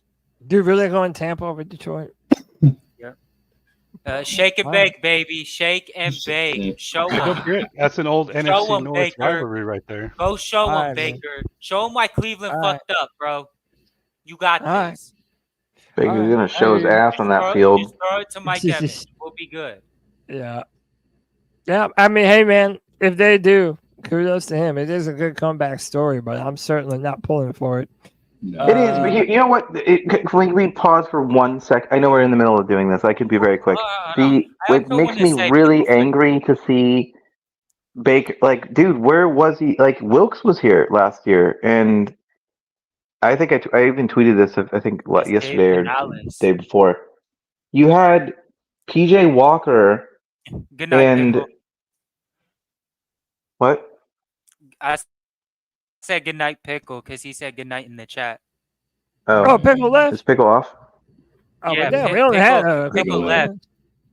Damn, Pickle said deuces and jumped. Yeah. All right, but go ahead. He didn't want to hear what I had to say. Oh, I'm kidding. He's probably just tired. Yeah, he has to get up early in the morning. I forgot. I lost the train of thought. What was I going? Oh, right, the Baker thing. Last year, I mean, he had every opportunity here, and maybe you could argue that he wanted to try to. I doubt it, but that he tried to get maybe Rule gone or something like that, but then even after that, you had Wilkes, and then you're looking at PJ, and they stuck him in rotation. Baker played for a couple games, and the only game he actually did well in is this Cincinnati game, and it was like they had the fourth string in at that point or something ridiculous. Like it wasn't even so. It just I was at the that fact game. that he was here, yeah, and he didn't do shit for us. So I'm like, Baker, listen, some of this is on you. Like, why didn't you do this here last year? Probably 'cause Why they didn't you didn't show want us you to. had that? Well, but that's not what he said. Then I don't know. It doesn't sit right with me. No. It's because Tampa Bay's a way better situation, and that's what I was about to say. Yo, all off season, me and Anthony were the only people who sat there and gave the Bucks a chance for this division because I sat there and told myself, ain't no fucking way is a team with 11 starters that were on a Super Bowl roster just 2 fucking years ago just gonna go out like some bums like that and win 3 games. Well, Ain't no way in hell that was gonna happen. Tom Brady is a large factor in how that worked. Yeah. No, Tom Brady was a large factor for why they sucked last And year. Gronk, he was there the year they went Tom and Brady won the was a Super Bowl. large reason why they sucked last year because his only way of being effective was because he was a straight statue and needed as many options on the field as possible because he was so immobile. So it left the offensive line on an island, and you couldn't use tight ends to protect. You couldn't do any of that stuff. That's why they were so bad last year. And Baker Mayfield has a way stronger arm at this point in his career. That's why I thought the Bucs would be better. And they got a way Neither better here nor there, offensive but coordinator. I'm just not advocating we celebrate the Bucks doing well, and also I'm furthermore, not celebrating. I just don't believe in the Lions, honestly. I'm Well, sorry. why I'm the not fuck- I here don't know. for it. Yeah. I'm not here. Well, no, I mean, dude, the fact that they had 2 Super Bowl defenses in the past 3 years, like they clearly have the players. I mean, listen, we were making fun of the quarterback battle between Baker Mayfield and Kyle Trask. You know what I mean? And he won the battle. He went in. The dude's resilient, if nothing, right? The dude's willing to fight for his shit. So I just don't believe that there's two. Nah, there's one Cody, version of I don't Baker. usually like Baker Mayfield for real, but it's just like I thought the Buccaneers team as a whole, the roster got underrated. That's yeah, that's the and hey, whole I'm point. not a hater, man. If I'll I give don't you like that. the guy, it doesn't matter. I hate Baker Mayfield. He's deep down. yeah, like I'll give you that, JJ. The dude has a good story. It's been a great year for him to the point where I think it's unquestionable. He is the quarterback for the future for Tampa Bay. Like that's pretty much a given for me right now. Yeah. I'm cool with that. All right. So I wanted to move to this one. The Green Bay. No. Let's finish the KC and Buffalo, and then we'll end on Green Bay, San Fran. Who thinks Buffalo is going to be able to pull this out? Because personally, I do. I think they're at home. I think this is the year for them to do it. I think Josh Allen and that team, Stephon Diggs, they know what's up. They know what the narrative is. Basically, if Tom Brady and Peyton Manning were the rivalry of our past, then this is the rivalry of our future and our present with Patrick Mahomes and Josh Allen. Patrick Mahomes is in that Tom Brady role because he's been winning. Like, he is the name. And Josh Allen's trying to get over that hump. Who do y'all think is going to take this up in Buffalo? I'm saying the Buffalo Bills take it. Let me get this. I got my hand raised and everything. I'm about to turn on my camera for this. Let me get this shit. There you go. Yeah, I think I'm gonna shoot for the Bills as well. Hold on. Well, I'm going to say that I think while JJ gets his camera up, I'm going to say that the Bills are at home. I think they're peaking at the right time, and I don't think the Chiefs are the same. I take the Bills, and I really, really, really hope the Chiefs lose. I just can't. Chiefs haven't had to play at this point in this, for every season that the Chiefs have had where they've gone to the playoffs, they've been home at this point in the season. In the playoffs, I believe. In which case, this is the first time they have to go somewhere. Yep. Yeah. His first road. JJ had the cam up for this one. So this must be fire. Bring the heat, JJ. Let me just tell y'all, because I hear a lot of Bills, and y'all gonna be heartbroken just like them Bills fans in the stadium. Cause it's the boogeyman coming. It's 15. He's coming. And he's coming for another AFC championship like he's been to every year of his career. That defense in KC is special, bro. They there to stay. They played in that physical weather down there against Miami. And they gonna whip, man, I'm telling y'all, bro. They got the best corner duo between Trent McDuffie and L'Jarius Sneed. Ain't they two all pros or something like that? Yeah. Like, man, Patrick Mahomes is good enough to put up 20 plus points his damn self, especially with Travis Kelce. Andy Reid's gonna have a few tricks up his sleeve. And let's be real, man. Andy Reid could easily outcoach Sean McDermott again, even if it is in Buffalo. Oh yeah. So and to have that experience, man, dude, Patrick. Yeah, no, you did. And look, and also they got the dudes with the experience that have been there, man. Patrick Mahomes, and Andy Chris Reid, Jones. Travis Don't forget Chris Kelce. Jones. Yo, Chris JJ, Jones. I forgot to They give want you the this. dudes, man. JJ, I got you a present. I forgot to give it to you. Yeah, present. It's a tinfoil hat, and I think you're full of it. Yeah. All right, we'll see, man. We'll see. Kyle, who you picking, man? Detroit and Kansas City. I mean, not Detroit. My bad. I'm stupid as fuck. Bills Buffalo and Bills Kansas City. and Kansas City. I'm Yep. gonna go Bills only because I think that this is the year that Josh Allen doesn't lose it at the end.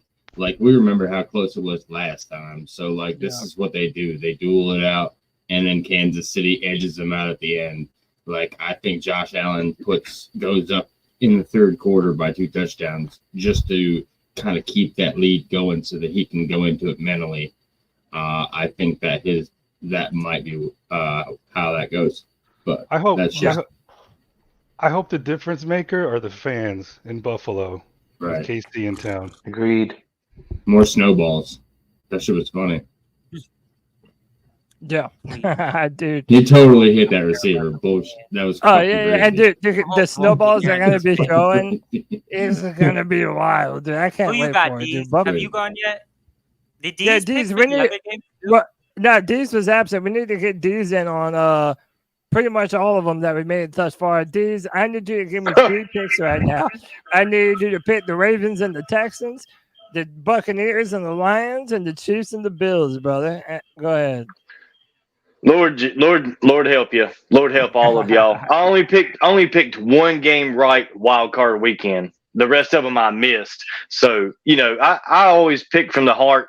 I don't always pick from the facts. I just pick who I like, okay? And we'll preface with that. I do feel strongly about that Ravens team. When I watched that Ravens team beat the 49ers, they felt to me like they're the strongest team in the NFL. Like they're going to go all the way maybe. So I'm going to take them over Houston, even though I like a lot of the things that Houston has going. And I really like the fact that like the underdog story, like they're not supposed to be there, but yet they are. And of course I love their offensive coordinator, Bobby Slowik, and I hope he's the next head coach of the Carolina Panthers.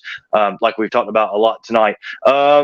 Tampa and Detroit. I'm going with Detroit on that one. It's been 30 years in the making. That felt special, that game last weekend where Detroit was able to beat the LA Rams. And I feel like that environment there in Detroit is not going to be conducive for Baker Mayfield to come out with the win, even though I do like their offensive coordinator as well, Dave Canales.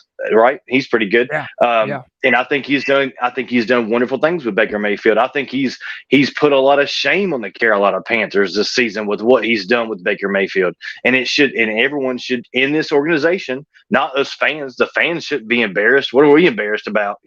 But the organization itself should be embarrassed, along with Scott Fitterer, who got fired, and the things that he was unable to do, and of course Matt Rule with Baker Mayfield. And then the last one was the one we're most recently talking about is the Buffalo Bills and the Kansas City Chiefs. Mm-hmm. Ooh, that's a magic environment they've got up there in Buffalo, throwing the snow and everything. And I really enjoyed watching their game last weekend as well. But just like JJ was saying, and he makes a strong argument, the Kansas City Chiefs are on top, guys, until they're not. And I'm going to have to go with Kansas City winning that game. They're still on top, and still somebody can put them down. They've got the magic of Tay-Tay behind them. And I believe in the magic of Tay-Tay and Patrick Mahomes. And the other thing about that, besides me just joking around about Taylor Swift, Pacheco looked like he wanted it more than anyone else on that field. I know it was negative 30 degrees wind chill or whatever, and he looked like he was going to win that game all by himself the way he was running that football. Therefore, I believe in the Kansas City Chiefs until proven otherwise.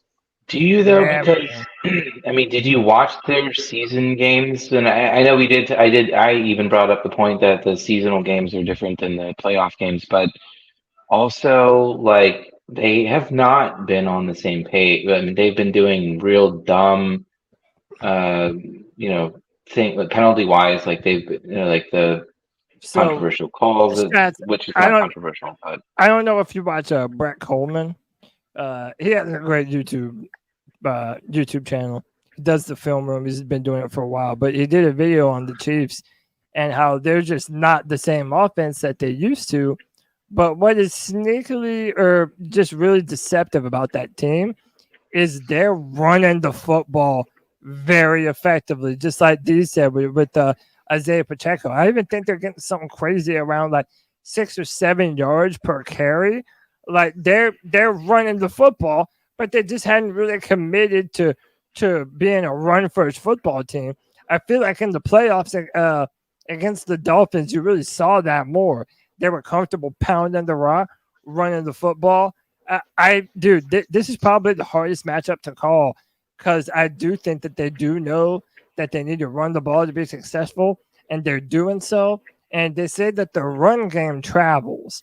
So, hey, man, that's a matchup, man. I could easily see why you would want to pick Kansas City. And they got man, I'm telling y'all, that defense though, that fucking defense by the Chiefs, bro. It is. They got Chris Jones, Nick Bolton at the middle, and them two up the secondary. Oh my. Anyway, they're nasty. Last year, they're nasty. I built the machine learning model last year, and it was analyzing game. Well, I'm not going to get into the weeds and how all this works, but basically, I don't want to bore you all. But what was found was that the most important stat was the turnover battle, and more often than not, like to a high % degree of accuracy, if you lose the turnover battle, you tend to lose the game. So I don't see Patrick throwing a whole. I don't know. I haven't seen the stats for him. Whoever loses the turnover battle, I think, loses this game. If they can coax the Bills, if they can coax Josh Allen to make some stupid plays, and he makes 2 bad plays, and they capitalize off of it, it's game. And he's going to play aggressive. If he doesn't do that, then I think the Bills win. Yeah, because they want to get the crowd into it, man. They're at home. They got the Chiefs at home. They want to get some of those big plays going and really get the crowd into it. That's going to be beneficial to He's not. You would think I'm making your point. He's not actually going to want that because the boogeyman's on the other side. He's not going to play. It's not a thing. What are you talking about? It's not a thing. Josh Allen's not going to actually play. You think Josh Allen walks around? I'm sorry. You think Josh Allen walks through his locker room going, the boogeyman's on the other side? Boogeyman is on the other side, man. But you think he walks through this hallway in his house? He's walking around with his kid. I don't know if he's got kids. He's like, oh, that boogeyman's over there. No, bro. They're fucking professionals. That's not a thing. Josh Allen's reputation, his reputation as a quarterback is on the line. That's what I was saying. So you have to win these matchups, man. He has done nothing but lose to Mahomes in the playoffs. So if they want to take that next step as a football team, Josh Allen's not going to play up to the moment. Yeah. All You don't right. know Like, that till we watch the they go- game. We they go gotta watch the behind game. the- JJ, Right. everything you're saying about Josh Allen is what I'm saying about Lamar. Oh, yeah. We're all saying the No, same stuff, I think, Yeah, about you were a saying lot they of these gonna get players, the which is crowd involved to get the momentum going. But when Josh Allen's not playing up to the moment, it's okay. just like it's not gonna have that momentum. Let's But also, let's play up to the moment, JJ. Well, but my I'll put point- $10 down that the Bills win the game. You said you want to put $10 down that the Bills win. Cody knows I'm good for it. How good am I for it, Cody? He is. He paid me when he lost his bet with me. Immediate within how many seconds of the game finalizing? The moment. He's like, send me Yes. the cash app. Is that my cookie blanket? I was like, Don't touch the stuff. There ain't no damn blanket. What's the? it just looked weird. Hey, come on, you taking that bet or not? $10, the Bills all win. right, yeah. I got that. I got you. I got the All Chiefs. right. $10 All on the right. Chiefs, man. You heard it here right here on the Friday man. Free Throw, man. If And you by the think way- you can win money because you can outsmart strats, then come up here and get you some bread, bro. Hey, Because man, this is do how your you get thing. it done. Oh wait, hang on, JJ. There's a deer in the backyard. I got a buck. Hang on, one sec. Hey, dude, but my last thing, JJ, the point that I was making is that Allen is going to be, I think, more willing to force the football, which might lead to more turnovers. Oh, that that's was what you that. were saying. Right, that was my point. That they're going to want to get the crowd into it, hit a couple of deep passes, and I think the Chiefs are going to know that, and they're going to adjust to it. Oh, damn. That's my fault, yeah, Cody. yeah. But we'll see, man. I'm still picking Buffalo. I think Buffalo's going to be able to get it done, but that's the toughest matchup for me to pick, straight up. All right, Christian, what say you, man? Buffalo and I picked the Bills. Oh, you did. My bad. Yeah. All right, our final matchup. Wait, did anyone not pick? Who did not pick Kansas City, Buffalo? Nah, I think we got all the picks Everybody in. got it. All right, dope. Yep. I'm gonna go first. I'm gonna spoil my my outrageous take. I have both of the 1 seeds losing this weekend. I think the Green Bay Packers are gonna get it done. They're gonna get the upset on the road, and the NFC Championship game will be a battle between division rivals as the Green Bay Packers travel to the Detroit Lions. So you think Jordan Love can do what Aaron Rodgers never did? Dude, I think Jordan Love is legit, bro. I think Jordan Love is Cody's legit. playing I with don't care who fire. knows it. Jordan Wait a Love minute. is a You're real saying one. he's legit or he's a Jet? They're going to trade him to the Jets? I see what you did there. But yeah, that's the life cycle. You start as a Packer and you end up as a Jet. So yeah, one day in the future, Jordan Love will be a Jet. And follow in his father's footsteps. Yes, of course. And dude, look, I commend the Green Bay Packers because they're willing to draft a quarterback in the first round when no one thinks that they should. And yet it benefits them to the point of they went from Brett Favre to Aaron Rodgers, and now you have Jordan Love looking really fucking good. I think Jordan Love is one of the most talented quarterbacks in the playoffs right now. I would take him over Baker Mayfield. Yo, Cody, I'm still hesitant because that game they played against us. Go ahead. I know. On one of the first episodes of me being on the free for all, and I proposed, but when we was talking about trading up and shit, I said, "What if we traded for Jordan Love?" I got hella backlash, but like, I never thought it was really possible because I knew the Packers wanted to keep him. But Yeah, man. real ball knowers knew what's up, and that's why I asked that question. Oh yeah. Jordan Love is good because he's behind. All right. So who wants to jump in on this? Let me go to my man Kyle. Kyle, who you picking? San Fran or Green Bay? I'm gonna stick with the Niners. I think Jordan Love does probably have a good game, but I think it's a comeback game. So where they're kind of behind, in the majority of the game, they're always trying to get back, catch back up. Yeah. But I think that defense might confuse him a little early, or get him to make mistakes a little early, I should say.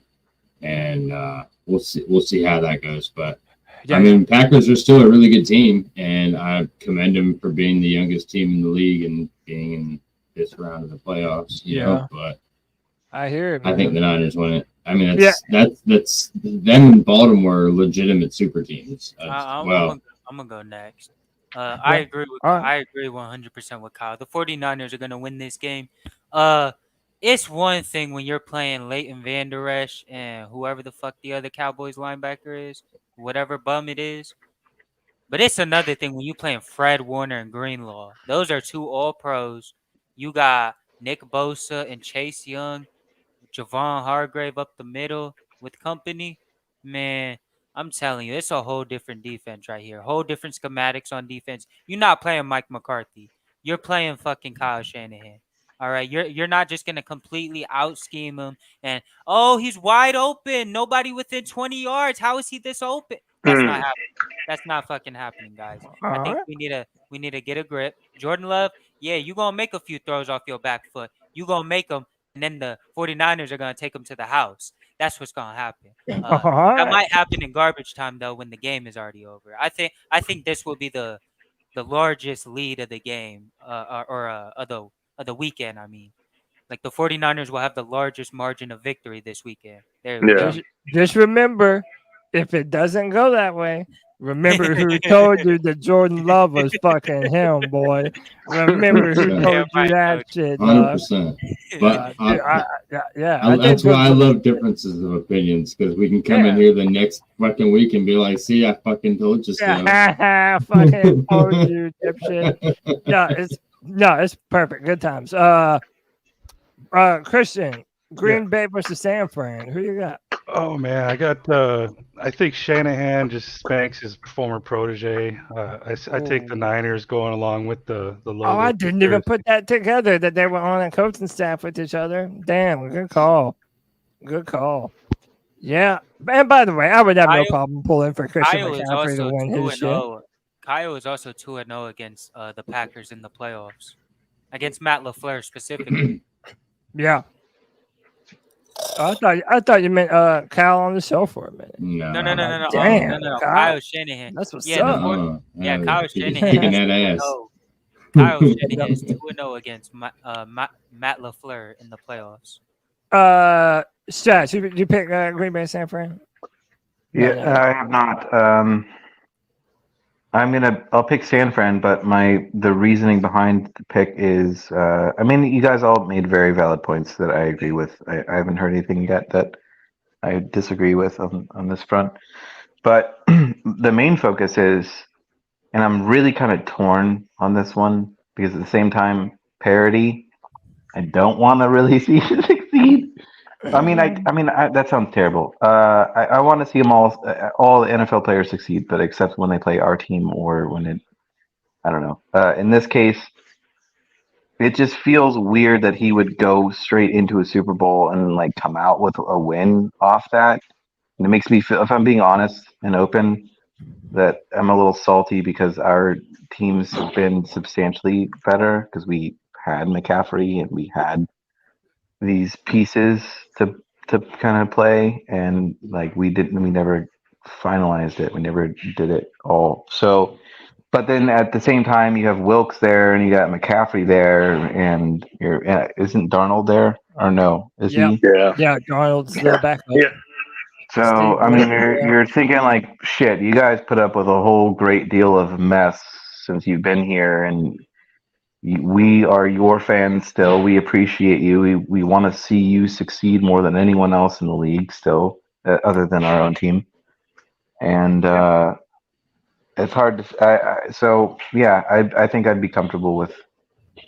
The downside is parity, as Cam calls him, gets the Super Bowl win, and then he gets talked about as if he's like Brady-esque for the next 8 months until something else. And I don't want to hear all that. I don't want to deal with all that bullshit. But outside of that, McCaffrey deserves some respect on his name. Yeah. So I think they pull out the dub. So that was very long-winded, and I apologize. But that's my summation. Hey, Cody. Yep. I can't even hold myself to do it. I gotta change my answer to the Lions.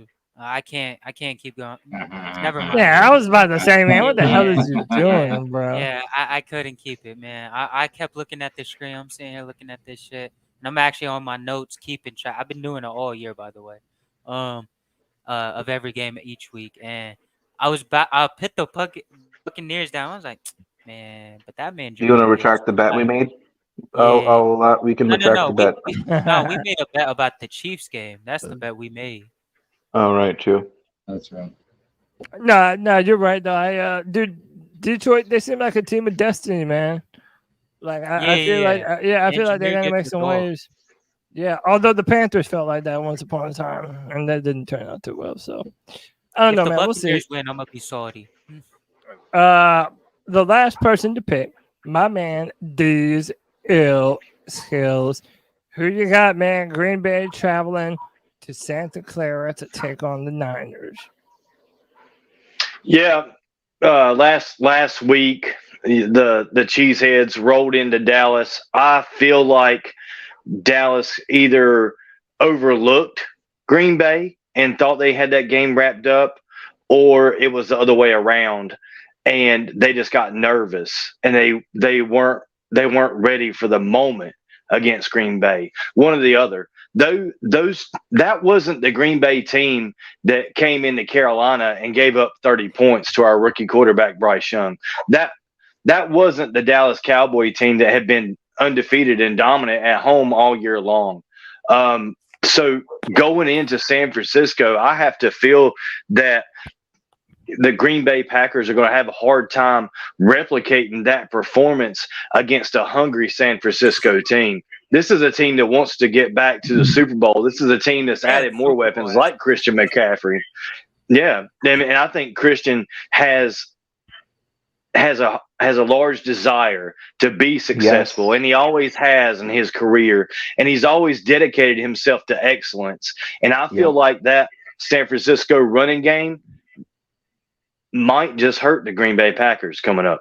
I feel like San Francisco's got a lot of weapons. I feel like Brock Purdy is a good game manager, just like Cam Newton said, and he can distribute the football to Kittle, Ayuk, and Debo as he needs, and they find a way to come away with the win against the Packers. And to be honest, I can see scenarios where it's not even going to be that close of a game, and San Francisco just dogs them out in a couple quarters. Kind of the way that Green Bay did Dallas, because Dallas wasn't ready to play that game against the Packers for whatever reason. I don't know what happened, but those weren't the teams that we had seen earlier in the season. So I feel strongly that San Francisco's rested up and ready to go and make this Super Bowl run. I agree. I agree with you. Yeah, Hey, did you catch the thing, or did any of you guys catch the thing about Cam talking about Jerry Jones? No, I didn't. I'll watch. He went on. You said what Cam said about Jerry Jones? Yeah, he went. You know what I really appreciate about Cam lately is that he's been. Pickle kind of brought it up earlier, but he said that Cam has been a little hesitant in some areas, and my opinion is that he's been. Up until now, he hasn't really, and I don't see him as throwing people under the bus, but really just telling the story of how it actually happened, even if it makes him look bad, which it hasn't. But he's been very honest and upfront about some stuff. But no, he talked about Jerry Jones, and he was basically saying, like, get out of the way. Like, you clearly, he's been putting, let's be honest, he's been putting a lot of pressure on what we think of as an NFL team is typically the head coach, the offensive coordinator, defensive coordinator, special teams, the GM. But there's a whole front office of people out there where you have your CEO or whatever it is. Like, there's different organizational structures and things. There's presidents and things change a little bit. But there's a whole slew of people that are in high up offices that do have an impact that we just don't talk about. Yeah. And Cam has been putting a lot of light on that this year. Mm-hmm. Yeah. Dude, shout out to Cam. He's making the internet fun. Like, he's making the discourse around football this year. Cam Newton has contributed to it greatly, to the point where I don't want Cam to come back. Like, even for his own ego, I think he's doing great in what he's doing. I think he has the opportunity to branch out and interview people, which he has done already. Did he want more have you than picked just up football. that he wants to though? Cody? No, I mean, no, I do think that there is a part of him that's bothered that he isn't on a team. When Cody, you he see put out a when you see message. guys like Joe Flacco and Matthew Stafford that are older than him, and they're still out there playing to a decently high level. Yeah, I do think that probably weighs on him. But I also think but the that other he's part about the comfortable. president. Oh yeah, I mean, I think that he was serious about it. I'm gonna Well, be of course honest. he would. He put out an interview for a position he's not getting an interview for. So like, yeah.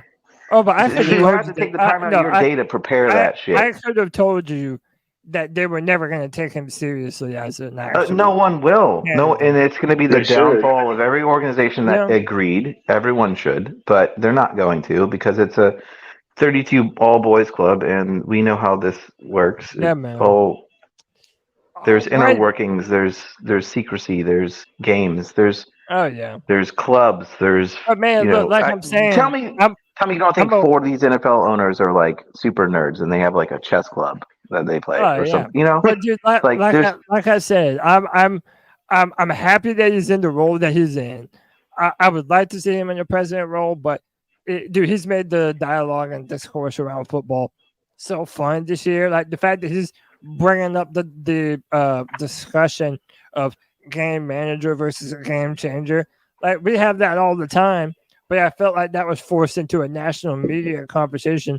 And it was defined properly by rule sets of, well, they're not agreed on yet, but people talked about how to define it. Right. That's the most important part. Yeah. Motherfuckers be having NFL MVP conversations, and we can't define what stats to use. One person wants to use all-time yard QB throw. If you throw it to someone on the 1 yard line, they run 99 yards. You get the fucking yardage for that. You can't we need to have a discussion around the data points the consistency of the data points that we're using to talk about facts, because people have conversations all the damn time about all these types of conversations, and they want to, basically streamline the statistical data to showcase their opinions right. It's like, what are we doing? Like, what are we flipping doing here? That's how you Are we get talking strats about fired facts up. or not? You get strats fired up by debating stats. Dude, I have a mathematical degree and an emphasis in data science. Do you know how absolutely angry I get when I come into a meeting with a business analyst who has brought up some points and I go, like, what is this, like kindergarten, or are we finger painting? Like, this is not, you've left out 90% of the storyline. How you've just, you had your idea coming into it and you formulated all the stats around it to showcase what you want to showcase. What are we doing here? They cherry pick the stats that boost up their own argument while completely disregarding everything else that. Well, and some of it can't be. As a data scientist, I have to tell all of you this: we cannot rely on some of these stats. We can't. You can't You cannot mathematically. Listen, as a mathematician and someone. Listen, I deal with like trillion row data set, very large stuff. You cannot use statistical information 100% of the time. There is somewhat of an eye test that you have to do. Could we evolve our math and things and like get better at keeping numbers to kind of tell a better story? Yes, we can, but we are not there yet. Even with AWS, Amazon, whatever, that whole thing, they're not there yet. So there are some things that are outliers that you can't just stare at stat pages and say, this is going to work 100%. So that's going to work 100%. Give me the stats on where Cam would be good in the Panthers organization. Well, I think are there numbers for that? Well, no, hold on. Look. Your boy has to get out of here. I have. Yeah, sorry, Cody. We kept you way too long. It's 10:17. No, dude, it's the Friday free for all, man. That's what the. We'll save it for another topic some another time. Yeah, dude. But look, we're going to be on Spaces all throughout the week Follow Diesel Skills. Follow Panther Pickle. They have all the discussions going. And you know we're going to do this again every Friday, man. And look, I always bring stuff I want to talk about on the show, but this is y'all's show. This show is for the fans, by the fans. So y'all bring the stuff that y'all want to talk about to me every Friday, and this is where we'll do it, man. We'll talk about whatever you need to. Anything pertaining to the Carolina Panthers. That's what this show is for, man. I appreciate y'all. I'm going to let everyone get their final words. Just whatever you want to end the show with, this is your opportunity to do it. Christian, hanging out the whole show. You're the man, Christian. We appreciate having you as always. Give us some final thoughts, man. Oh, I just wanted to say thank you for having me. It's nice being from a place where outside of the Carolinas where I can actually talk Panther football, debate some football with like-minded individos. Happy to be here for you. C3 Podcast did used to annoy me because everyone was always talking over one another, but I do honestly, Cody, I ain't trying to kiss your ass. I think man. You've brought a lot to at least the C3 bubble. Appreciate you, I appreciate your mindset, and I'm usually over there watching Embrace the Debate and trying to help out on Twitter against that Monty clown. But it was fun, and I'll try to chime in and whenever I can on a Friday. But thank you always. Hey man, you have a home here on the Free For All, brother. That's for sure. We appreciate you, man. And we'll be seeing you again next Friday for sure. Let me see, my man JJ. Give me your final words for the show, brother. We're about to get up out of here. Stratch is gonna owe me $10 when the boogeyman whips Josh Allen's ass. Those are big words coming from you, my man. Well, hey, Stratch. Hey, he called your name. How do you rebut? If you want, I'll take cash or credit. I guess. Either way. I like that. My man Kyle, sometimes I be wanting to cut the show even shorter, but then I always see you in the chat room like, I'll be there in a little while, boys. And I'm like, man, how could I deny my boy a chance to come on the Free For All, bro? Yeah, man. So give me your final thoughts for the show today, man. Happy to have you as always. Shit, man. Appreciate it. My final thought is C3, fucking hit that like button. I swear to God. Yes, sir. Hit that like, man. Going on 3.5 hours of content. That's bro. Right. We're out here delivering. Do you hear me? Panthers aren't even in the bitch, and we out here balling on YouTube, man. It was hilarious. Last weekend, you guys had 100 and I don't know. It was so far above average viewership on a Friday Free For All. I was watching the whole time, but not the whole time, but most of it. But dude, you guys doubled the. The season was over, and I'm thinking everyone's here just rag on how bad it was. Yeah, just to hang and bullshit and get all the feelings out, dude. We all had to. Bro, that's what this is for, man. C3 therapy sessions. Everybody needs to vent, man. The Panthers are so trash in recent years. Like, y'all need the outlet to be able to vent. So that's what the Free For All is all about. Another episode of me not telling Twan to shut the fuck up. Yeah. Hey, I appreciate you telling Twan to shut the fuck up. Please do that more. No, I don't plan on saying. All right, man. So look, if y'all are new around here, then what we do is we always let the brand ambassador, my man D's Ill Skills, have the final word because he's so damn good at it, man. You'll see what I'm saying. My man D's, thank you for joining the show. As always, brother, you are the man. And give me some final words. We love you, D's. Jump on out of here, brother. No, I love you guys, Strats, man. And Cody, you are freaking awesome for refereeing this each and every Friday night. Y'all were touching on it, and it's kind of funny, and I've been thinking this all night long. It's hilarious how last week on the Friday Free-for-All, we had this knockdown, drag-out fight between all these different people, and then tonight is pretty laid-back discussion. And that's the kind of cool thing about the Free-for-All. Like, it can vary greatly in what kind of show it is, and that's why you should be a part of it. Join us podcast next time. We had 4 slots open tonight. You could have had your opportunity to come in and tell us your Panthers opinion. And that's all we're asking for. We just want you to be a part of this show. Just like Cody said, this is from the fans' perspective. It is for the fans and by the fans. And that's what the C3 Panthers podcast is all about. We're all in the car. We're going together to the game, just like Tony Dunn always says. I hope you guys enjoy your weekend watching playoff football. I hope you all cheer for Christian McCaffrey. I know that all of us Panthers fans will be doing so. And I hope that you guys find some peace and find some serenity in who our next GM and who our next head coach is going to be for the Carolina Panthers. We may not have a lot of hope, but we can at least have a promise for a brighter future for years to come.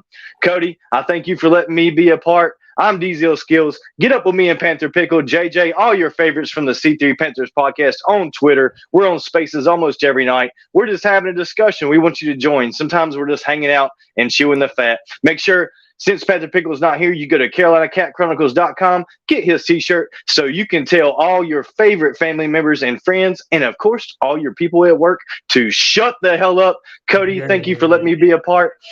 Everybody, see us back here next Friday, 7 p.m. on the C3 Panthers podcast and the Friday Free-For-All. That's a show if I ever heard one. C3 Nation, keep pounding. Keep pounding.